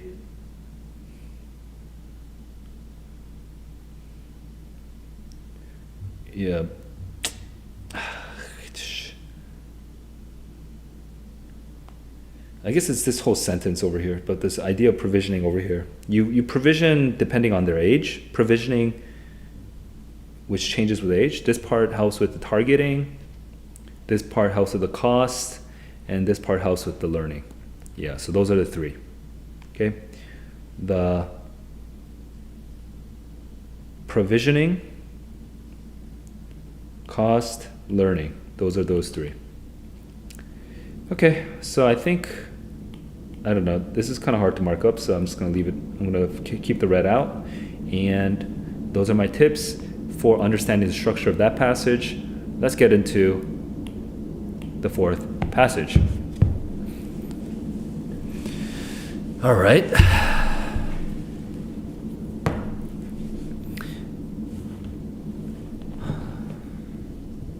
I'm at 38:15. Here we go. So that basically means I'm actually under 39 minutes, which means I have like more than 13 minutes each. More than 13 minutes each left. Okay, so it's not the worst position. It's not the best either. Kind of wish I had a little more free time, but yeah, gotta work with what I got. Here we go. 3, 2, 1, let's go. History about inequality and technology. Here we go. Automation. Inequality will grow. Okay, the gap will grow. That this need not be so. Okay. The rise is rare historically. Gregory Clark has put together a data set. Okay, so this is the experimental data or the study, and that's the approach.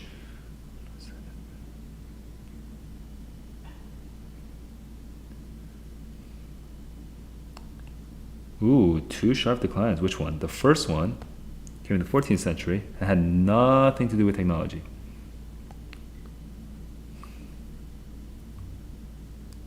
interest rates started falling and fell further. Okay. For two reasons, okay? Because of the Black Death and because of the apprenticeship.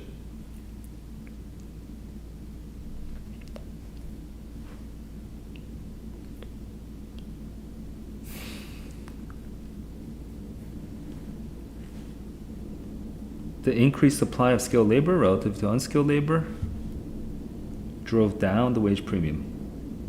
Hang on, what are the two things that dropped? Skilled wage premium, I see. Difference in wage between craftsmen and unskilled laborers has been stated. Okay, so inequality can actually be closed. Okay, this is a time when inequality became closed. It has nothing to do with technology. Second one came after Industrial Revolution. All right, these are skilled people.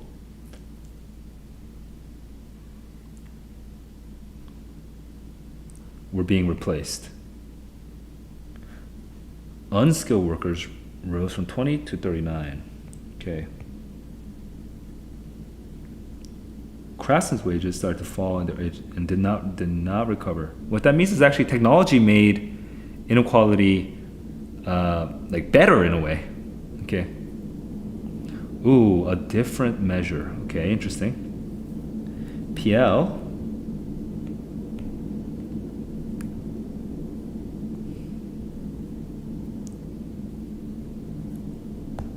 What? Why is it so hard? Holy crap, the Gini coefficient rose, peaking in 1800. The share of earnings captured by the top 1% reached a high. This is increased inequality. But then it went on to fall from the 1800 to the mid 20th century.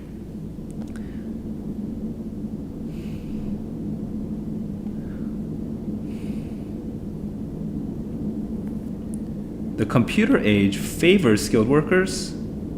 That's interesting.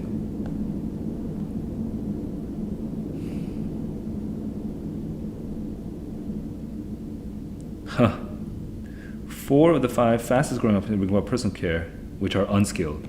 So it means that it could go the other way around.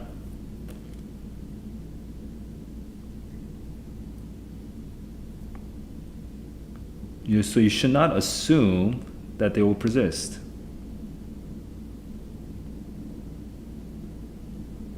As the wage premium increases, okay, I see, that's interesting, KR.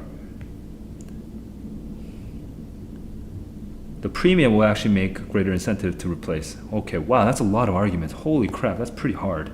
Okay, 42.25.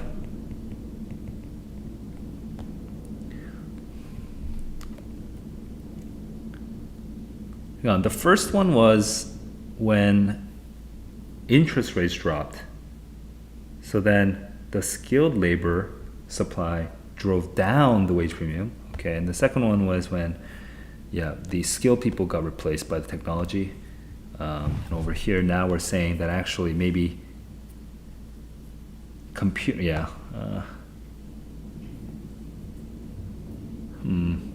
interesting. Okay, there's a lot to chew on there. Here we go. Black Death.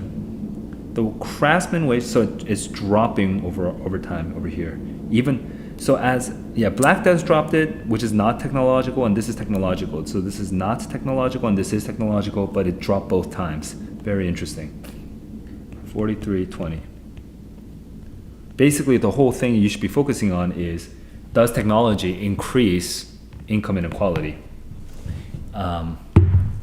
So here we go. That's me reading it as actively as possible, and here is my map of the passage from memory without looking. Holy crap. Have I been doing this whole stream? Did I do the entire third passage like this without showing you my screen?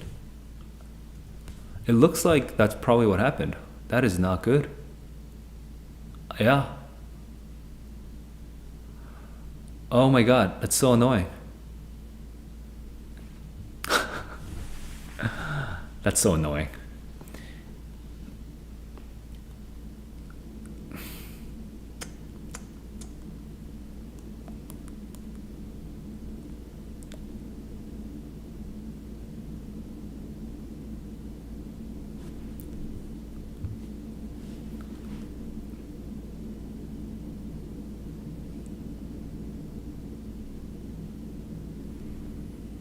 Ah, I just cracked a little.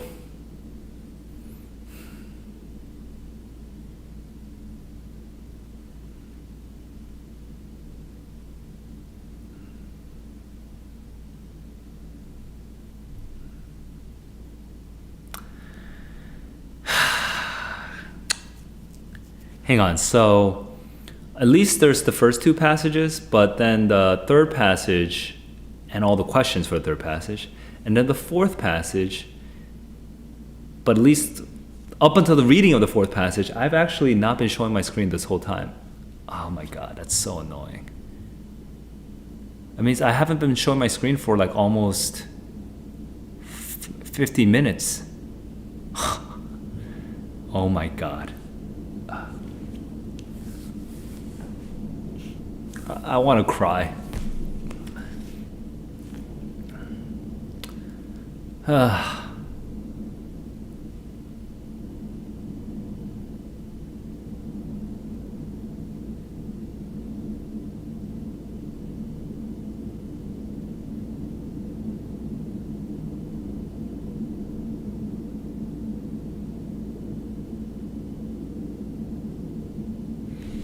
Well, I just needed a moment to process my feelings, which were not very good. Holy crap, guys! What am I supposed to do? I can't do anything about that because that footage is just gone. So, we have the audio of it, but not the video. We'll just have to keep working, just moving on, chugging along. All right, here we go.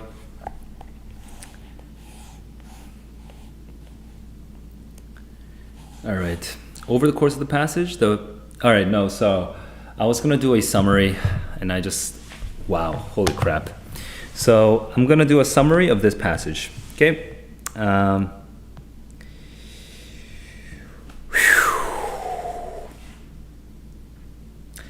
Here's my map of the passage, the best that I can remember from the top to the bottom, left to the right.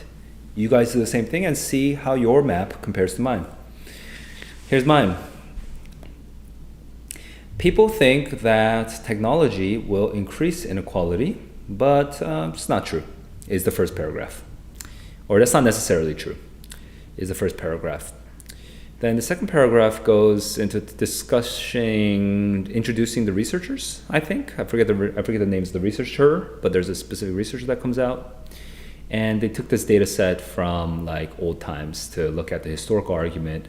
Historically, the trends not being that technology increases inequality. So then I think the third paragraph actually gets into the details. Oh, because there were two times, in the second paragraph it says this, there are two times that actually inequality dropped. It's generally stable, but it actually dropped twice. So what were those unique two opportunities where wage inequality actually dropped between the skilled laborers and non-skilled laborers? Well, the first time is when there was a period of artisanship, and that's the skilled labor. The skilled wage premium is what we're looking at, right? And that dropped because of the Black Death. So then suddenly there were a lot of people who were, because of the low interest rates, who were getting these apprenticeships. And actually that meant that there were so many people who were getting these skilled apprenticeships that their wage actually dropped because there's such a huge supply of them, okay? And then the second example, this starts at the bottom of the paragraph, is when bottom of the column. The second example is during the Industrial Revolution, when the loom came out, all of these people who had built up this skill of like being able to like make clothes were being replaced by machines suddenly, and those are the skilled people. They actually dropped in wage as well. The problem, but that maybe that definition of inequality is not sufficient for some people. So at the top of the right side, right column, we actually talk about using a different definition of inequality, and it talks about the Gini coefficient, which I don't remember from economics.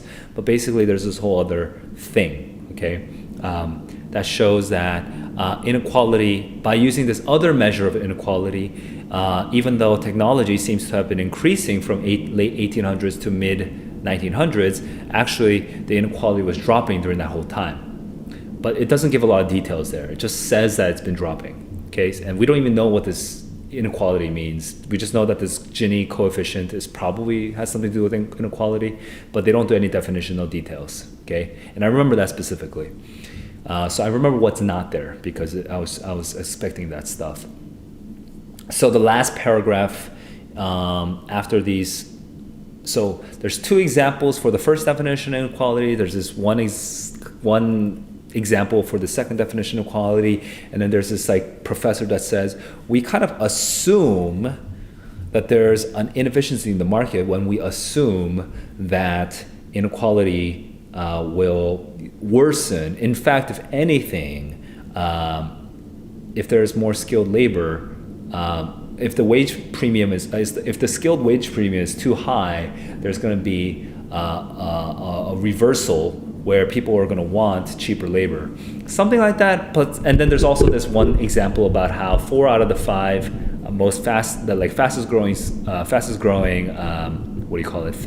fastest growing job sectors are all unskilled labor, something like that. So that's my map of the passage. This is the best map of the passage I had. This stream. This is probably an even better map than than I did for the literature one. I struggled with the previous science one about the meerkats and with the history one for sure. But yeah, this one's a pretty solid map. How was your map compared to mine? Let me know in the comments below. I'm like depressed a little still because of me just completely skipping this and this and this. But whatever, gotta work with it. So here we go.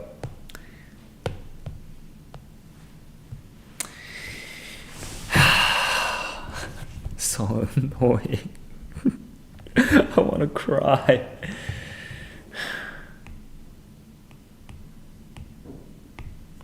All right, 3, 2, 1, let's go. The main focus shifts from, historical to that makes sense, I guess. Methods, no. Causes, no. Skilled wage premium to other, nope. Hang on, yep. But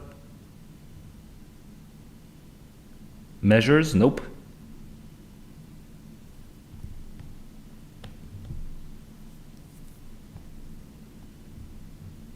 Because we still focus on skilled wage premium. Yep. So that's wrong. Wow, that one's hard. 4415. Doomsayers worry serves mainly to de-emphasize their worries. Yep. That's 4430. What's the best evidence for the idea that Clark's findings discussed in the second paragraph were part of a more widespread phenomenon? 5 to 16. Hang on. Who's Clark? Okay. 5 to 16.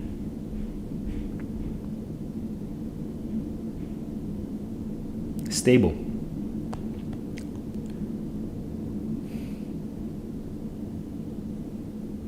The findings were part of a more widespread phenomenon. The hell? That the findings were part of a more widespread phenomenon? What does that mean? Okay. That his findings, how can what the hell does that mean? I don't understand what that question means. Okay, but let's 46, 47? Is that what's talking about? That a phenomenon? How can a finding be a part of a phenomenon? What the hell is that? Okay, 17 through 18. Let's look at this. No.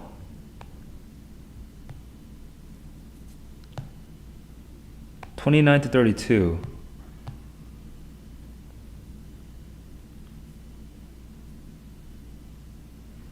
Yeah, I guess.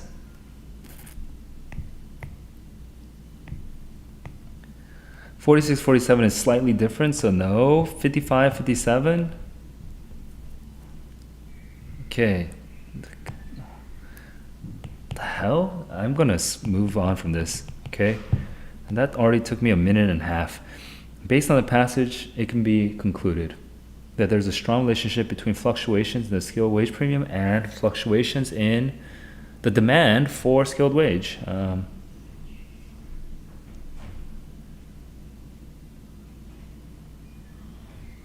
That's basically right, because that comes out at the end.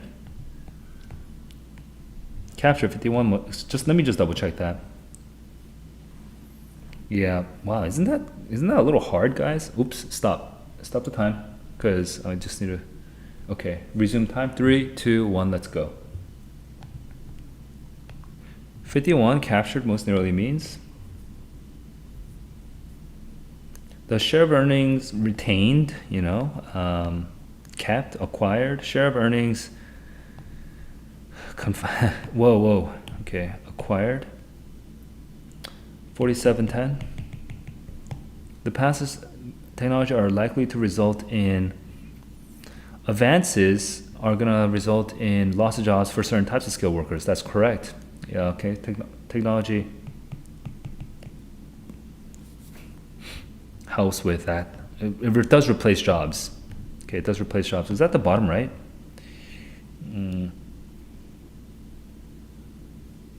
Well, yeah, 38 to 40 kind of helps.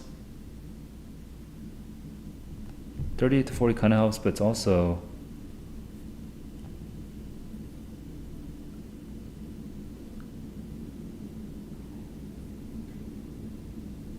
I guess 58 to 60 also kind of helps. It's kind of awkward. Okay. 43, 45. Let's look at 42, 45 because that's kind of close to where I was looking. 43, 45. No. 57, 60. Is that what I was looking at earlier so far?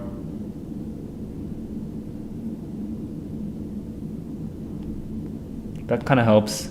Yeah. 65, 67. Let's just double check. 65, 67. Is that anything to do with? No, has nothing to do with technology. Only that one has to do with technology. So I'm going to continue with that one.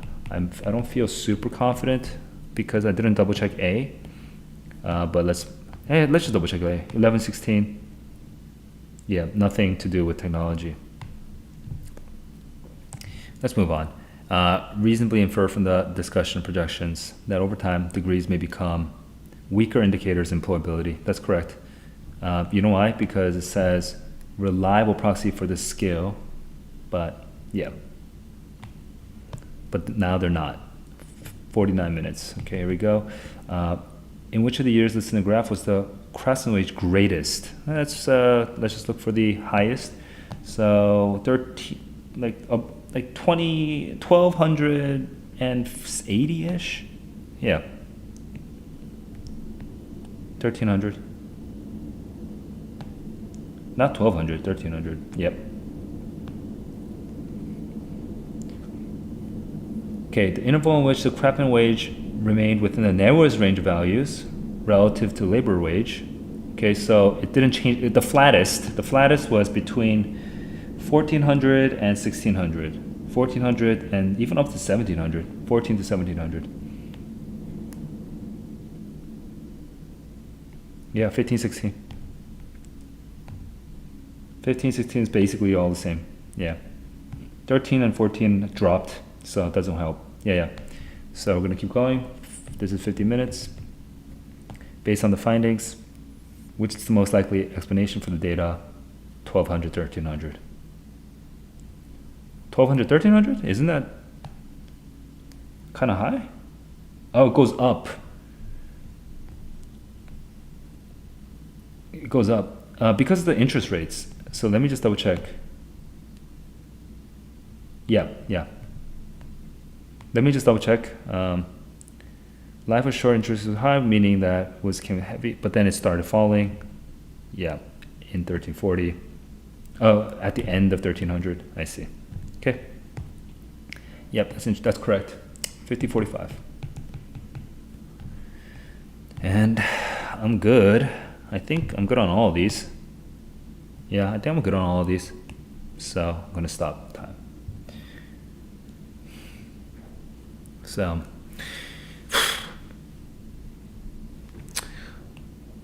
that definitely killed my vibe. um, anyway, here we go. I'm gonna score myself. Let's go.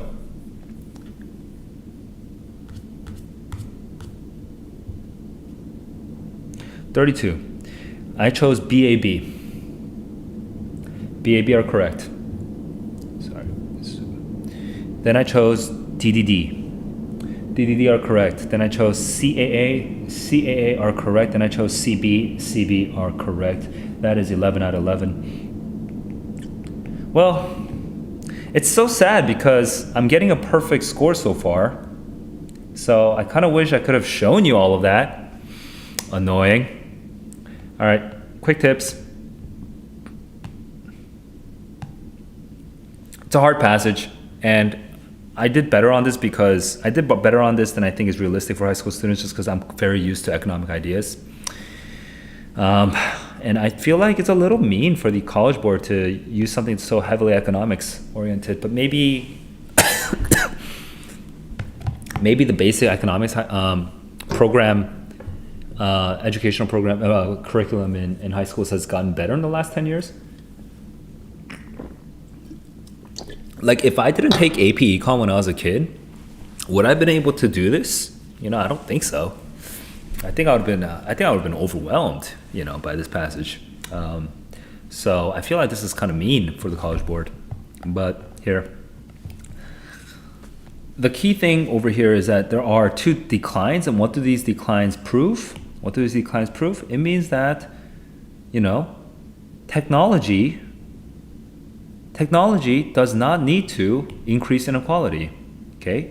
Inequality has been stable except for two sharp declines, and the first had nothing to technology change, and the second one actually came thanks to technology.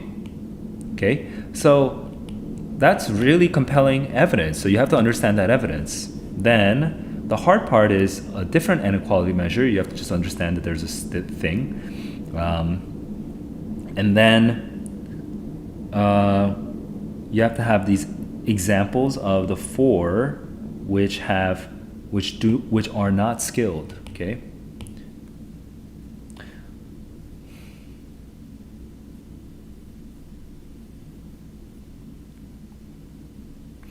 Okay. What's interesting is over here. Okay. On the left and right side of this triangle, do you see what the transition is? Okay. Our assumption is that you need to be really good at computers to make a lot of money, and so that's why we think that inequalities can get worse.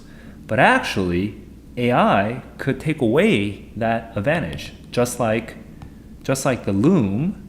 Okay, just like the loom took away that advantage. Moreover, actual statistics show that 4 out of the 5 fastest growing occupations have to do with personal care, like beauty or stuff like that, which has nothing to do with technology or like skilled labor, or like skilled labor the way that we define it these days. So that's a really interesting paragraph. You should be aware of that meaning there. And then over here, there's this other idea that the wage premium would actually make it. At some point, they're going to become too expensive. Okay, at some point, they're going to be too expensive. I think one of the hard questions that I found was over the balance of skilled laborers to unskilled ones. This gets mentioned here and there. So let me find that. Like the share of the workers, right, rose, and then the supply of the workers, right? So it comes all throughout.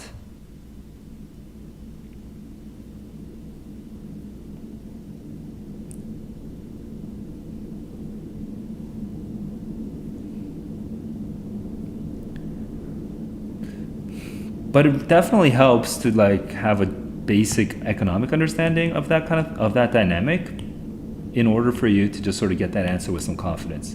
Really tough. Really tough. This balance of skilled laborers to unskilled ones, that's really tough. Yeah, so those are some passages. Those are some comments and tips for this particular passage. Final passage. Let's go.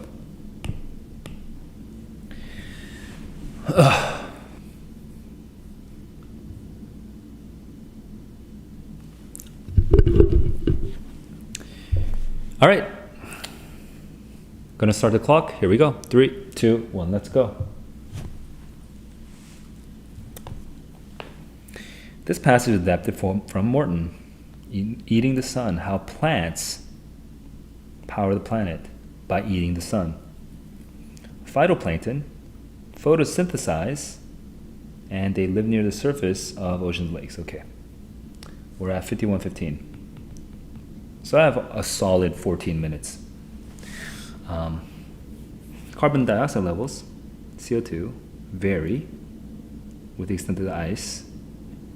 One of the reasons for this, okay, CO2 depends on ice. Fertilization of the open ocean, dryness in the receding seas. Okay, so the ice causes dryness in receding seas, which causes fertilization, which causes CO2.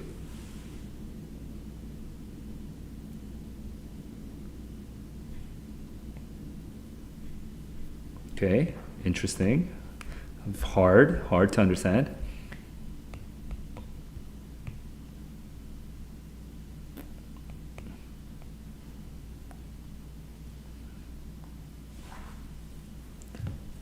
Oh my god, iron, okay.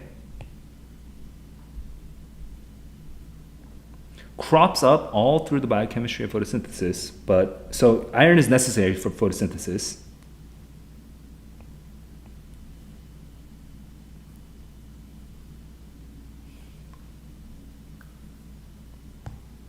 Okay, this is the 1930s.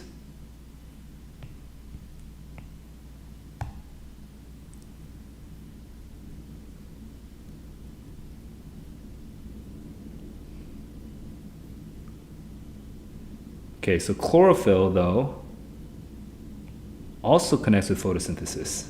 Interesting, okay. Combined with maps of nitrogen phosphate, high nutrient, low chlorophyll areas graphically apparent. Okay, so we had this technology which allows us to see something that we couldn't see. An ebullient oceanographer named John Martin used ultracleaning techniques. A second technique to get iron levels. Okay, so 2 techniques that happened. Wow. Iron deficiency was indeed a factor. I see changes. Hang on, I'm kind of lost.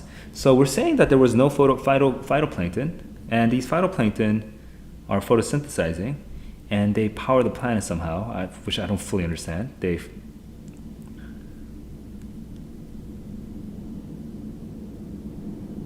Okay. I'm kind of confused by the connections. The key to his insight was that ice ages are also dry. Okay, ice ages are dry, which makes sense. So the major source of iron is dust. Oh my god, from the continents.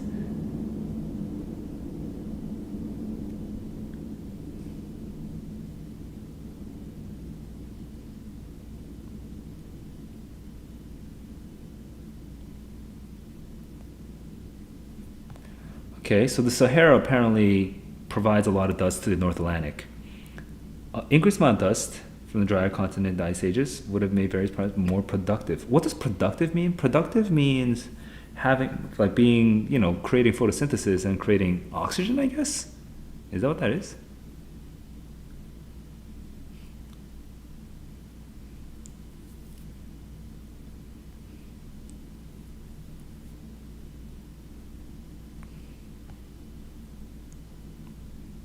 Okay, when it's drier, it creates more CO2. Okay, because the byproduct of photosynthesis is CO2, not oxygen, right? No. It's the byproduct of oxygen, photosynthesis is actually, is fertilization? Oh, what the fuck? Okay, it's just the dry continents would have made very the effect would be particularly marked, he thought, in southern oceans where the dust supply is abundant. South America takes on quite a different shape in the ice ages. Okay, we're talking about South America for some sudden reason. What the hell does productive mean? Okay.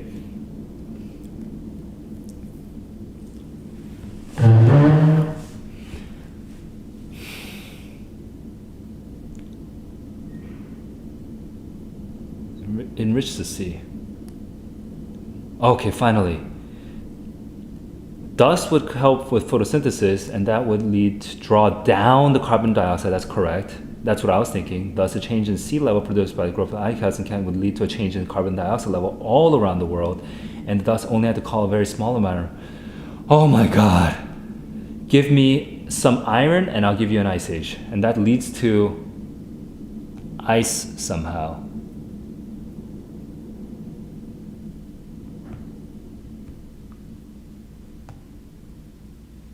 Because if you drop the level of carbon dioxide, how does that it gets colder. Dropping the level of carbon dioxide makes things colder. Because increasing the amount of carbon dioxide makes things hotter. That's global warming. This is taking part in various experiments designed to test iron fertilization hypothesis. Fertilization is such a hard word in this context for me too. Experiments which is set to see and risk would do carefully. Okay, this is an experiment. Okay. We have Andrew Watson over here joining us. Partly right, though sadly he died. In the most thorough of them in 1999, this is the most thorough, the careful application of a few tons of iron to the sea in New Zealand, okay, plus bloom phytoplankton, available for space, comma, chlorophyll, okay, went to grace to cover a less controlled but more dramatic, okay, a more dramatic experiment has been going on North Pacific. Okay, this is New Zealand, this is North Pacific. In parts of China, millions of tons of topsoil are being dried out and lost to wind every year, overgrazing, and it has been making more productive. Productive means like having more wildlife, I think. 5740. Holy F, stop. I am over. I tried to slow down. Let me see how long I took to read that. I took about 7 minutes to read that. Holy F. Okay. I took about 7 minutes to read that, and I was overwhelmed. Now, this rarely happens to me, but I have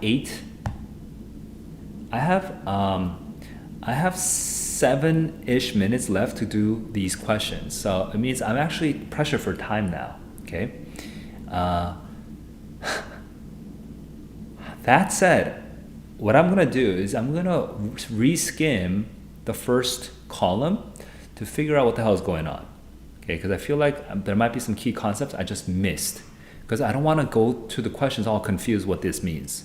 So basically I'm looking for the relationship. In my head, the map is that there's dust, and this dust helps with these phytoplankton because it increases chlorophyll or something, I don't know, something like that, and which helps with photosynthesis, which reduces CO2, which increases, which makes it more cold, basically, or something like that. That's the sort of basic chain of logic that I got over here, which was super helpful for me. I really needed this because I was so confused about the relationship of everything that was happening. Super confused until I read all this, okay, over here on the right side. Oh my God, freaking annoying. Biology not being my strong suit, took me a while to process that. So what I'm going to do now is I'm going to try to remind myself what the focus of the essay, because I feel like the blurb didn't set up the passage very well at all, but maybe I'm missing something, okay? Maybe that's what it is. So I'm going to go, I'm not looking at the screen right now. I'm going to start time, and I'm going to go, and I'm going to spend maybe up to a minute extra, okay? That's going to cut my answering short, okay? But I'm going to spend up to a minute extra just figuring out what the hell this is all talking about, okay? Because I want to know what the focus is. Here we go. 3, 2, 1, let's go. Okay, phytoplankton. They live at carbon dioxide levels. One of the reasons is fertilization, sure, which is whatever the hell that is, okay, brought by dryness. And the dryness has something to do with iron, because you need iron. Okay, and now they can find the iron and the chlorophyll through the chlorophyll. And there was also this other technique to get iron, thanks to John Martin. Okay. These remarks made the high nutrient, low chlorophyll areas graphically apparent. Okay, low chlorophyll areas. What was this hypothesis? Phytoplankton were absent because there was not enough iron. Okay, so productive means phytoplankton. Productive just means phytoplankton. That's what we're talking about.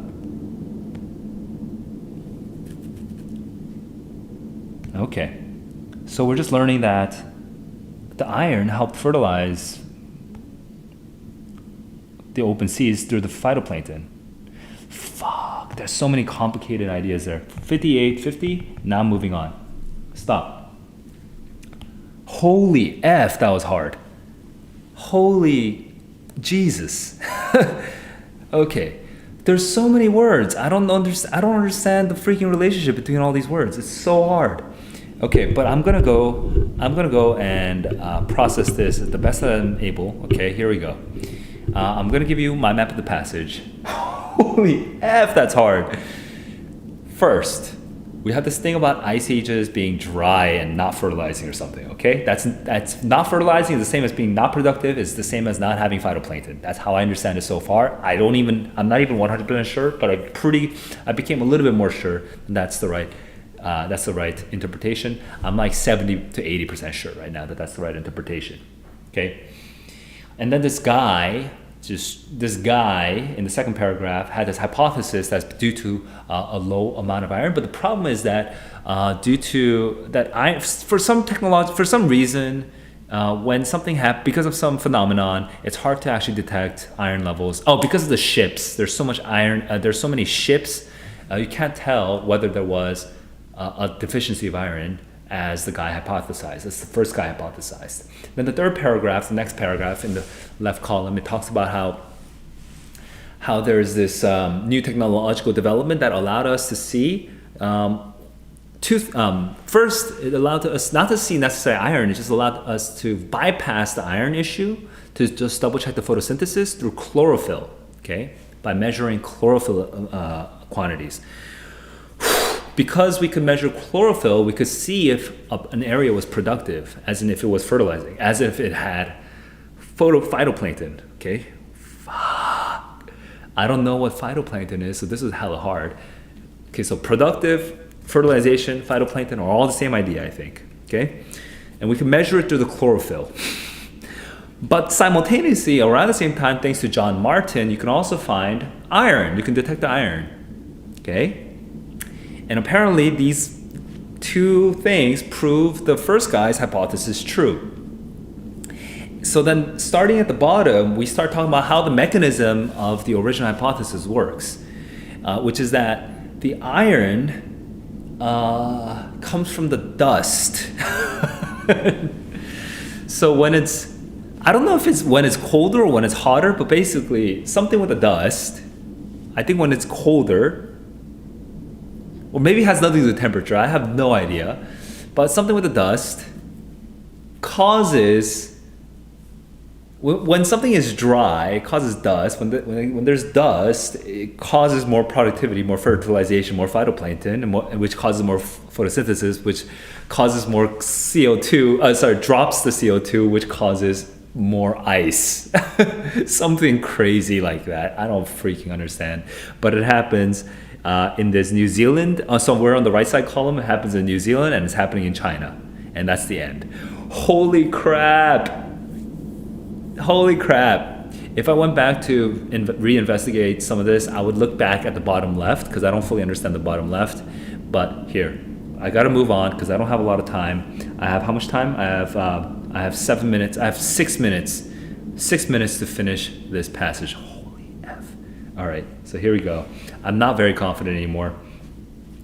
I have 42 out of 42 so far, but I don't think I'm going to be able to get a perfect score on this test because this passage is way too hard. Okay, here we go. 3, 2. Now I'm going to be super ready. All right, I'm here. 3, 2, 1, let's go.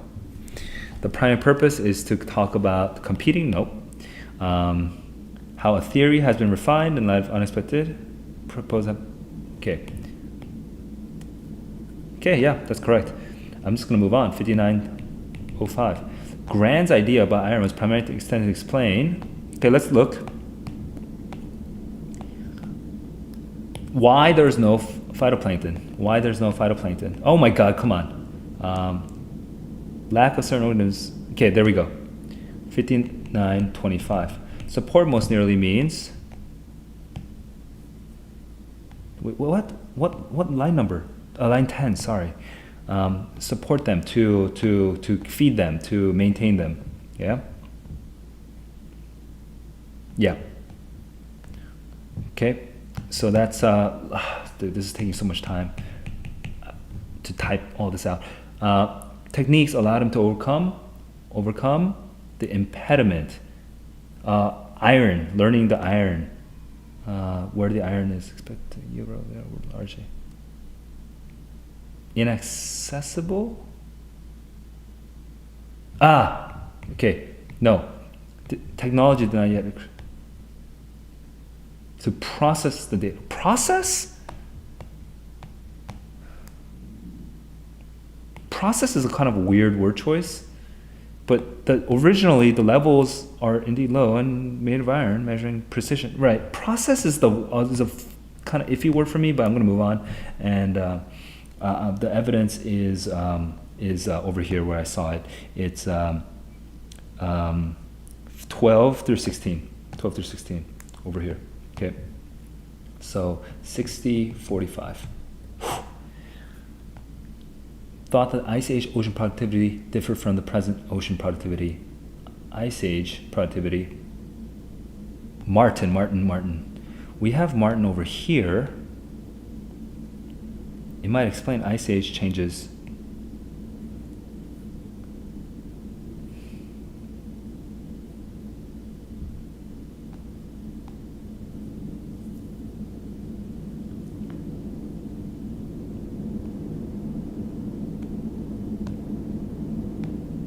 Just because of lack of iron, I think.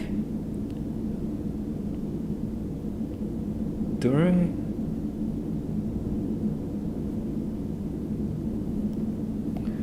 Oh my God, is it B? I have no idea. 6140. I have no idea. 39 marked. 39 marked. From the. What?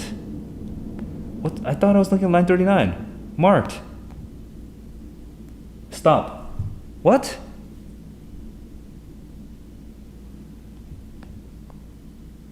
As used in line 39, marked. I stopped the time right now. There's a typo in this. Is it 59 then? 39, 59? They kind of look similar, right? I need to find this word marked.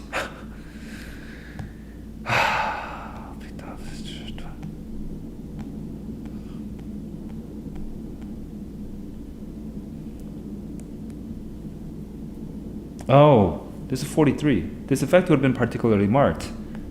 Okay, so that is definitely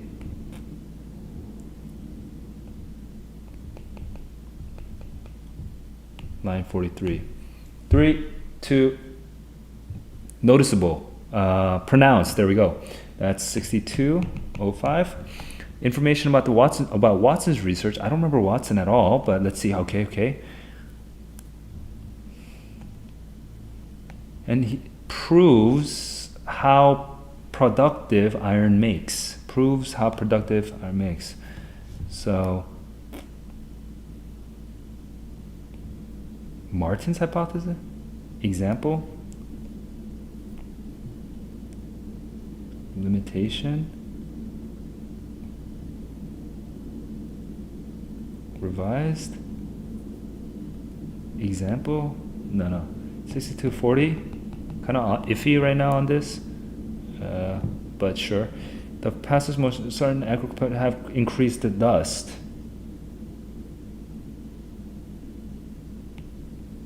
Which increases chlorophyll. This is 63. So then we go into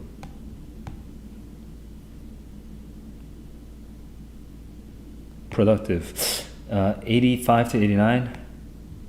Oof. Chlorophyll.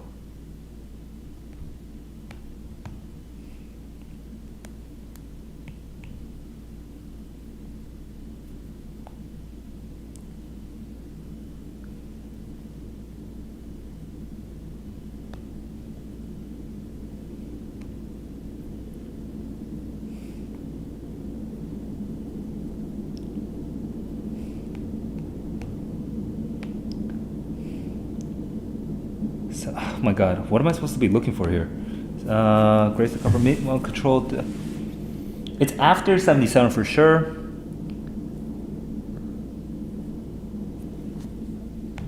So I'm looking at 76, 77 to 78. 77 to 80 is the only thing that helps. What? That doesn't even.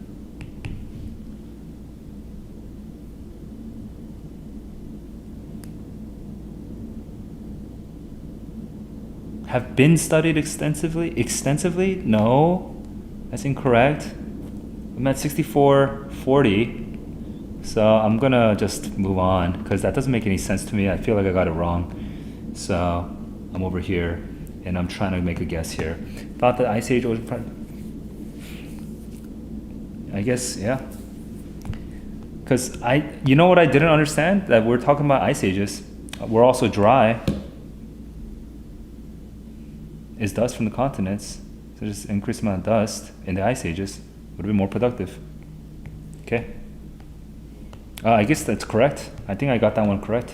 65 minutes is just ending now. Oh my God.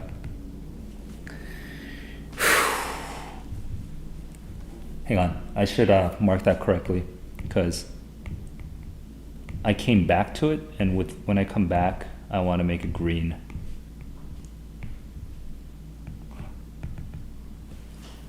Oh my God, so painful.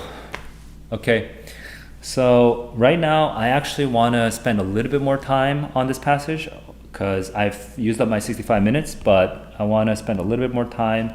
So I'm going to use purple color because this is now, I'm over 65 minutes to see if I can solve my own confusion, okay, before I look at the answers, okay? So right now, the primary thing I've understood through the questions that I didn't understand on my own was that I need to be looking at the differences. I need to be looking at the idea of the Ice Age. See, but this is insane to me. This didn't help at all. This blurb made things, if anything, it actually made it more confusing because this blurb made me think that I was supposed to be focusing on phytoplankton. Very unusual. I'm not happy that the College Board did not, like, this blurb did not help, guys. If you are really good at biology and you kind of know all the, like you intuitively, not intuitively, you just sort of have a learned network of connections, like you already know how all these ideas like relate to each other, then maybe you would be fine. But this is not nice. This blurb screwed me. I don't remember feeling this screwed by a blurb ever.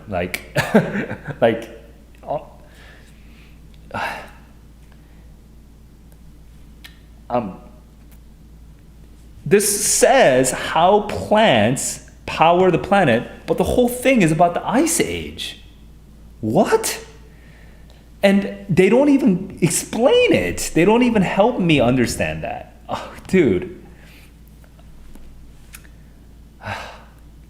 So frustrating. Okay, I'm gonna go.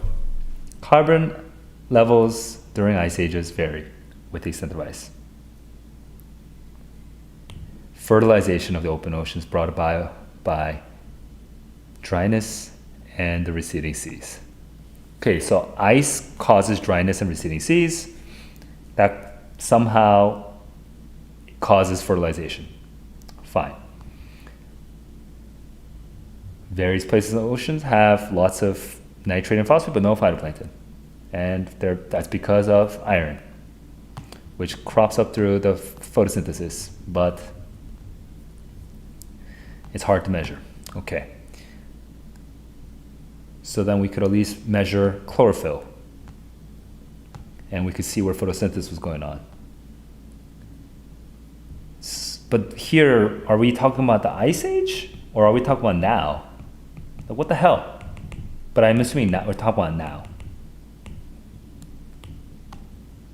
And at the same time, John Martin, sure, got measurements of in the dead zones.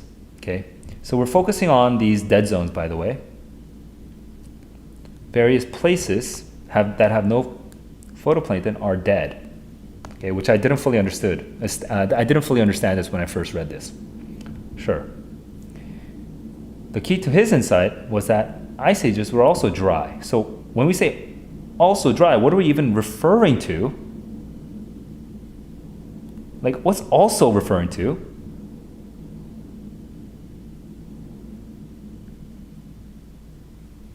What's also referring to?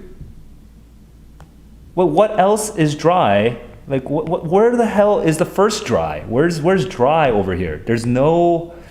This is talking about the ice age. Okay, so that's all the way at the beginning. That's not what we're referring to. It says also dry. Where's also?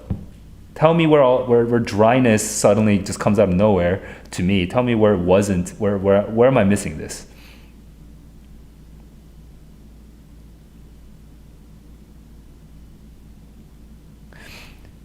Martin went on to suggest that it might explain ice age changes in productivity.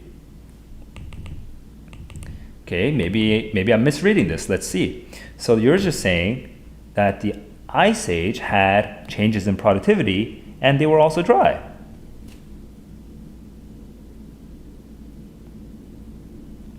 The fuck?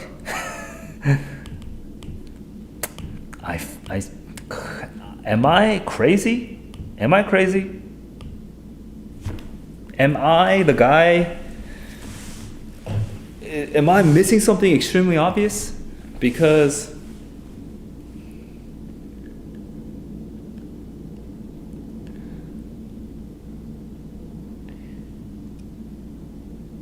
am I suddenly a bad reader? What is this?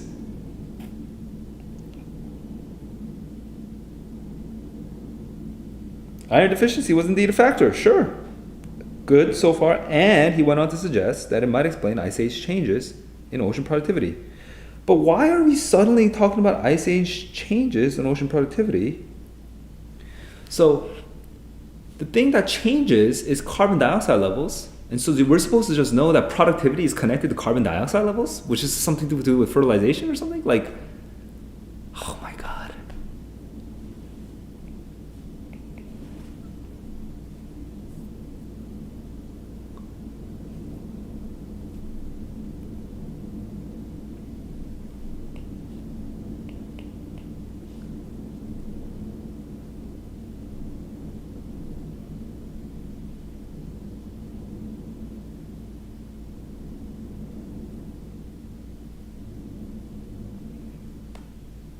Yo, I don't think the College Board vetted this passage very well, because this is not, I don't think this is well edited. This is extremely difficult to understand.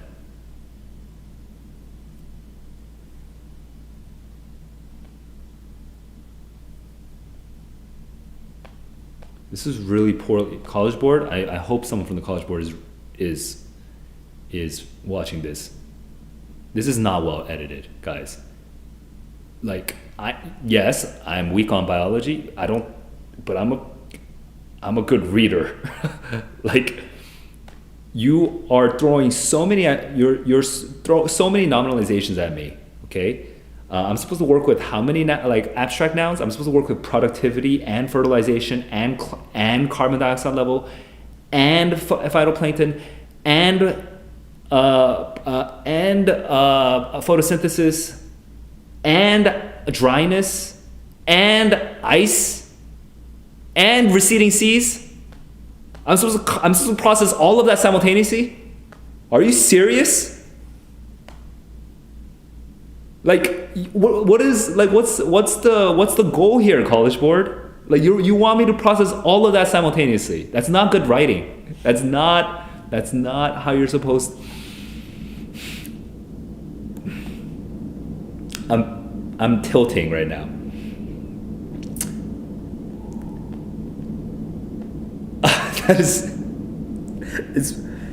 And I'm supposed to have two different time zones, like time periods in my head at the same time, and so I'm supposed to calculate all. What am I? Am I a 32 core processor? Is that what I'm supposed to be right now?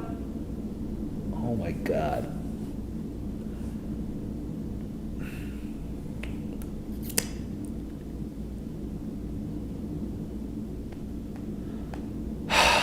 Okay. Yeah, I'm gonna process it. I'm gonna process it. I'm gonna process it at human speed. I'm sure there are some people out there in the world that are faster than me at processing this, but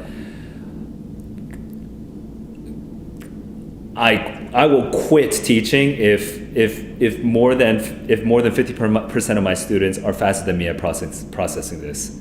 Oh my god.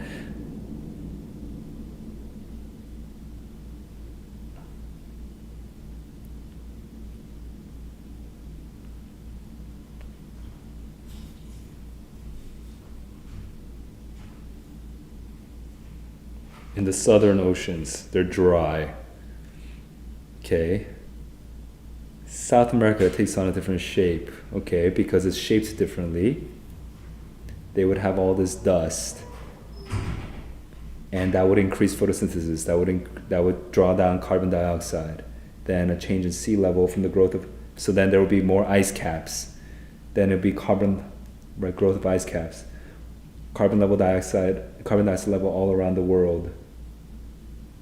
And just, would have it would create an ice age. It would cascading effects. Okay, understood that.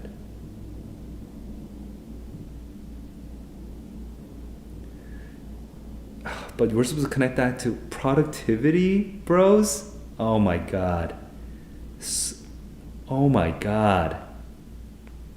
I need like a whiteboard, and I need to actually I need to diagram all of the logical connections here. This is so hard. And since taken part, okay, we're testing the hypotheses, and at least partly right. Yeah, the iron creates this. So basically, what this should be saying is how plants power the planet and how plants drive the planet, how plants fed by dust drive the planet to an ice age.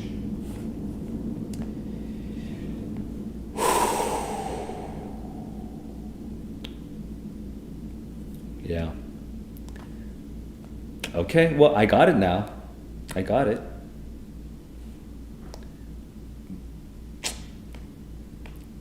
Plants, these phytoplankton, when the planet is a little dry and the dust comes in and these phytoplankton are fed with iron, then, and they also have other nutrients around them, they can thrive. That's called productivity. That's also called fertilization, as far as I can tell, which is extremely confusing because when I think of fertilization, I think of increased carbon dioxide. Now that might be because of a wrong understanding. You guys let me know if I'm incorrect. Actually, no, I'm gonna actually look it up. What's the relationship between fertilization and carbon dioxide? And CO2.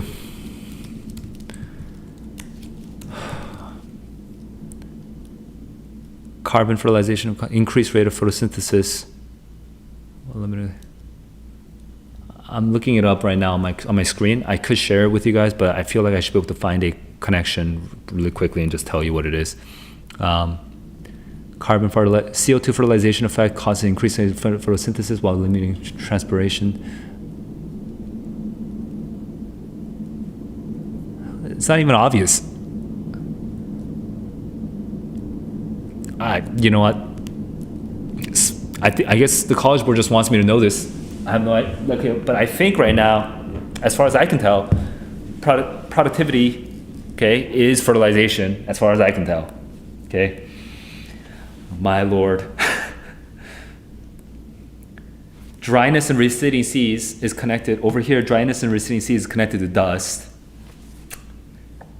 Dust goes around, increases phytoplankton, increases iron. Iron increases phytoplankton. Phytoplankton photosynthesis, they become productive. That increases fertilization. Somehow that's connected to carbon dioxide, right? But we're supposed to just know that that's all connected, and it's supposed to drop. And when it drops, we're supposed to just know that this increases more ice, and this is going to lead to a cascading effect of a freaking ice age. And we're supposed to just know all of this. And apparently, and maybe I'm just bad at biology. Maybe the average high schooler, the average high schooler who gets like a 700 to somewhere between 700 and 800, just knows all these biological connections. And maybe it's just because I haven't been reading biology for the last 15 years. You tell me, high schooler who's watching this stream, you tell me if that's true. You just knew all of this. But I tell you, as a writer, you put all of these abstractions, you put all these normalizations, you put all of these nouns, these big abstract nouns, you put them all together in this intense density, in this one passage. I tell you, people will get confused. This is not a good passage, College Board.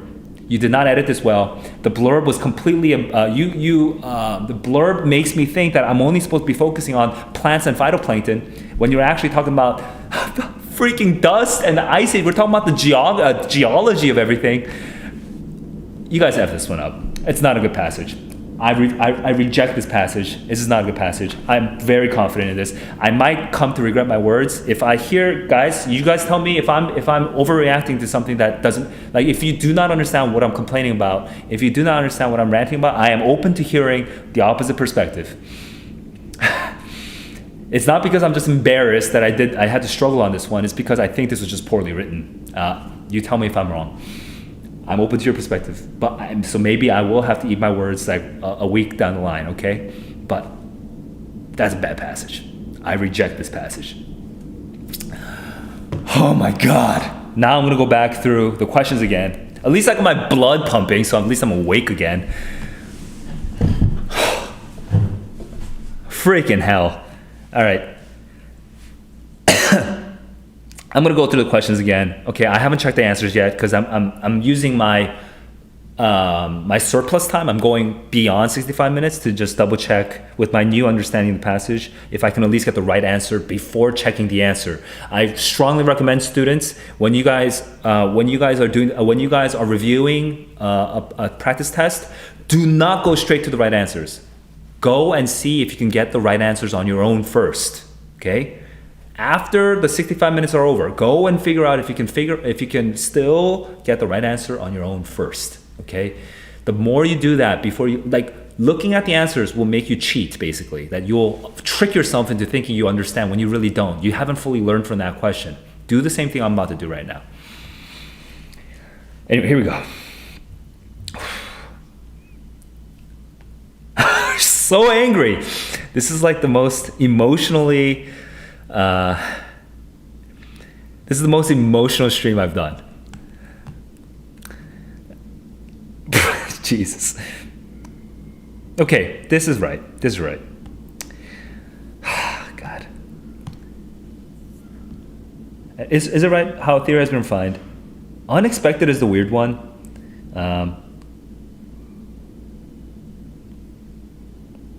This is more right. Yeah, it's more right. Unexpected is weird. Issue is a little awkward. I kind of wish they would have called it a hypothesis. Okay, but it is long-standing and there is a progression of evidence.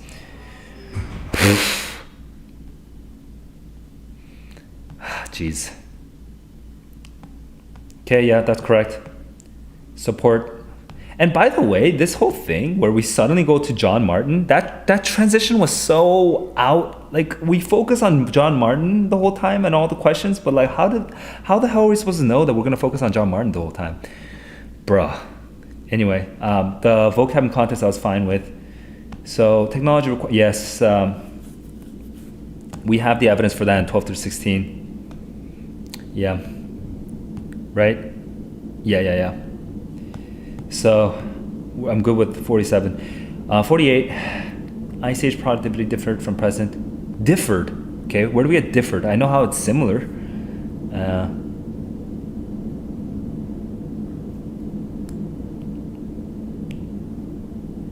I guess 40 to 44 is pretty helpful. So greater amounts of dust, that works. Yeah, 40 to 44. Yeah, I mean, that works. I got it right, and within time at least. So hang on, how come my page isn't turning? Okay, play, please. Page turn. Okay, line 43 marked. Yeah, I got that. That's fine. Watson's research shows that it has been substantiated. That's correct. That's a hard question, but it's correct. I got it right within 35 seconds. We're good with that. The passage most strongly suggests that certain agricultural practices in China have increased the chlorophyll levels, but then the evidence for this was really freaking weird. The volume of river water, very weird. That'd be very off topic. Compensating for the process of soil erosion, I have no idea how that would be compensation, so it's very confusing.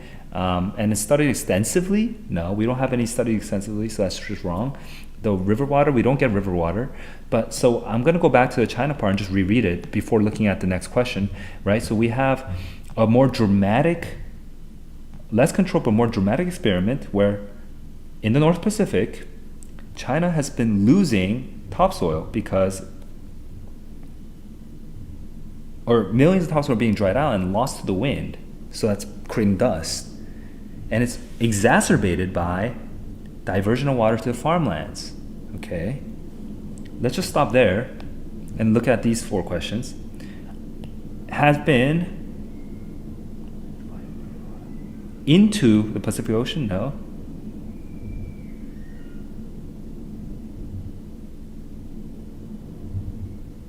What? Agricultural practices comes out over here. Overgrazing and diversion of water to farmlands. So this is exacerbating a natural phenomenon so the farm practices of overgrazing and diversion of water, okay, is exacerbating the natural phenomenon. Which natural phenomenon? The natural phenomenon of drying out the topsoil. Drying out the topsoil, okay?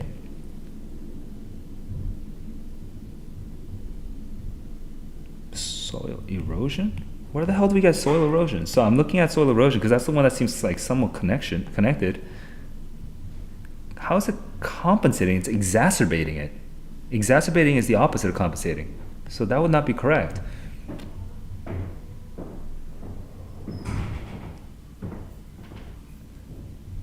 You know what? I strongly suspect there's a typo here. This must be contributed to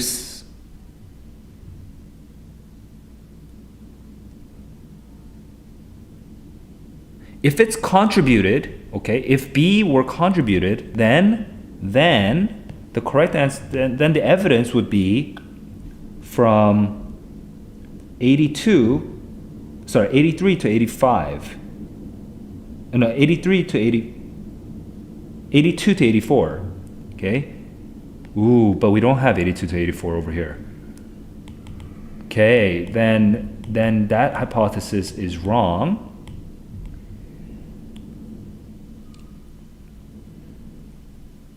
Okay. Feels like it should be exacerbated, right? So that's the opposite direction.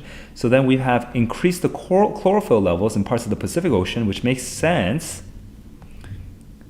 So that's up to same effect in the Pacific, I see. So that should be up to 80.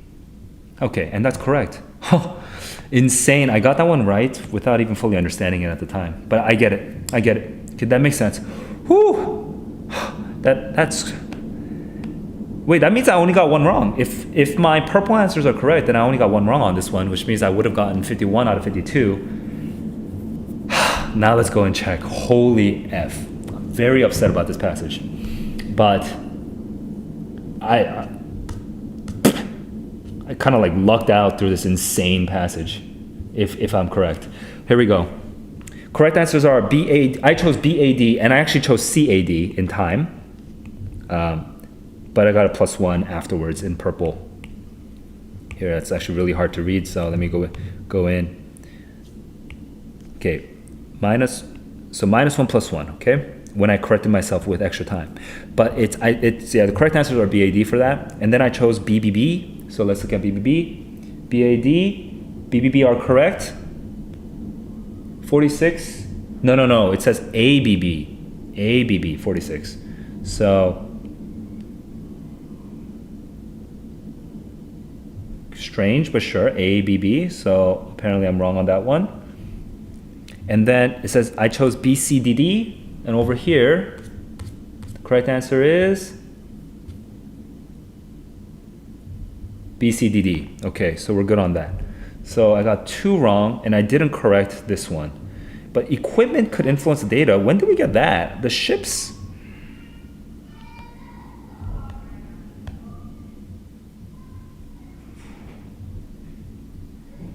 Oh, ocean research ships. That makes sense.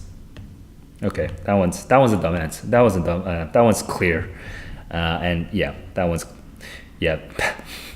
Okay, so I actually got -2, so that's out of 43. So I got 8 out of 10, and then in purple, I got 9 out of 10. So angry, but hey, that was that passage. Yo, my tips for this passage is screw this passage. No tips for this passage. This passage is effed up. It's not the kind of passage. My approach would not work. Honestly, my reading approach would not work very well on this passage because you, dude, it's a cruel passage. It's a cruel passage. For this passage, I mean, it worked for me, right? So I would still use. I mean, I'm not going to change my approach just because a passage might be screwed, might be cursed. But I don't have comments on this passage. I don't want to make comments on it. I'm angered by it. I might in the future come back to this with a calmer mind to explain it more in detail. But I did what I could in my stream, guys. Screw this passage, guys. Seriously. This reading was not fair. I don't think it was fair. All right, guys. That's that's the October 2021. It was a very long stream, extremely long stream because I had to rant for like 30 minutes. All right, guys, I'm off to go. I'm off. So hey. In the future, when I make nicely packaged videos that explain each QAS one by one, I'll have some clean explanation. This is just my stream as I run through this my first time. I still got a 50 out of 52 in 65 minutes. And, with a little bit of extra time, I got 51 out of 52. So I did a good job with this on my first time reading this, even though I had a hard time with time management and also everything. I'm really sad that I couldn't show you my third passage and half of my fourth passage. It took me a while to realize that I wasn't showing you my screen. I'm sorry, guys, for that mishap. I'm really embarrassed about that. Just please bear with me as I keep learning to work on being a better streamer. I'm in the middle of my learning process as well. The most important thing, though, to keep in mind, guys, is, you might not do so well on a given test, but the main thing is not to focus on what you can criticize the College Board for, okay? Because, I do that because I'm not on the line like you guys are. The reason I get upset is because I want you guys to have a fair test. I get upset because I care as an educator that you guys get good quality practice, things that feel like they make sense to you, that you feel like you can grow through, right? And this kind of passage would if I were a student and if I had the perspicacity to kind of understand what was happening, I would feel a little upset by this passage, not upset. Upset is actually the wrong word. I would feel a little deflated by this passage, I feel like this passage would make me feel a little discouraged on the SAT. And as an educator, I don't want you to feel discouraged. I want you to feel like empowered that actually this is a manageable task, that you can read, that you can really read better. And there are steps that you can take to read better. But, if you're given garbage, that's gonna make you think the opposite. It's gonna make you think, no, fuck reading better. I'm just gonna use these stupid tips and tricks, like just read the questions first and sort of, just like do a bunch of guesswork and do a bunch of process elimination and just sort of hope that the right answers are right, and that's the exact opposite as an educator result. That's the exact opposite outcome that I would want from, it's the exact opposite response that I would want my students to have, right? I'm afraid that this kind of passage would make you draw the wrong lesson. And that's why I got so upset. Because I care about you guys feeling that you are mastering your reading process over time rather than, you know, being at the whims of like the College Board gods. And the College Board doesn't usually have, this is not typical, you know, this kind of passage. I'm looking at it right now on my iPad. This is not typical of the College Board. I feel like they have a standard that I respect. I respect their standard, but I think they fell short of their standard. So that's why I care. But for you guys, what you need to focus on is, hey, what can you do to grow, increasing your mastery of the reading process, you know? For this passage, just let it go. Don't freak out about this passage. This is not typical of the past College Board. If you get screwed by this passage, the lucky thing is for you, the good news for you is that everyone's graded on the same curve. So, you know, the amount you get screwed is the same amount that everyone else gets screwed. So your overall score would drop, but your raw score would drop, but your scaled score would still stay, you know, roughly accurate. Okay, so yeah, don't worry too much about this passage. All right, guys, have a good evening. Have a good day wherever you are in the world, whatever time of day it is. Today, focus on one thing that you can start growing on today and keep on growing every day. I promise you the outcomes will follow. All right, guys. Thanks for watching the stream and my rant. Let me know if you have opinions that are contrary to mine. I'd be curious to hear those. And stay cool and, you know, be good out there. Later.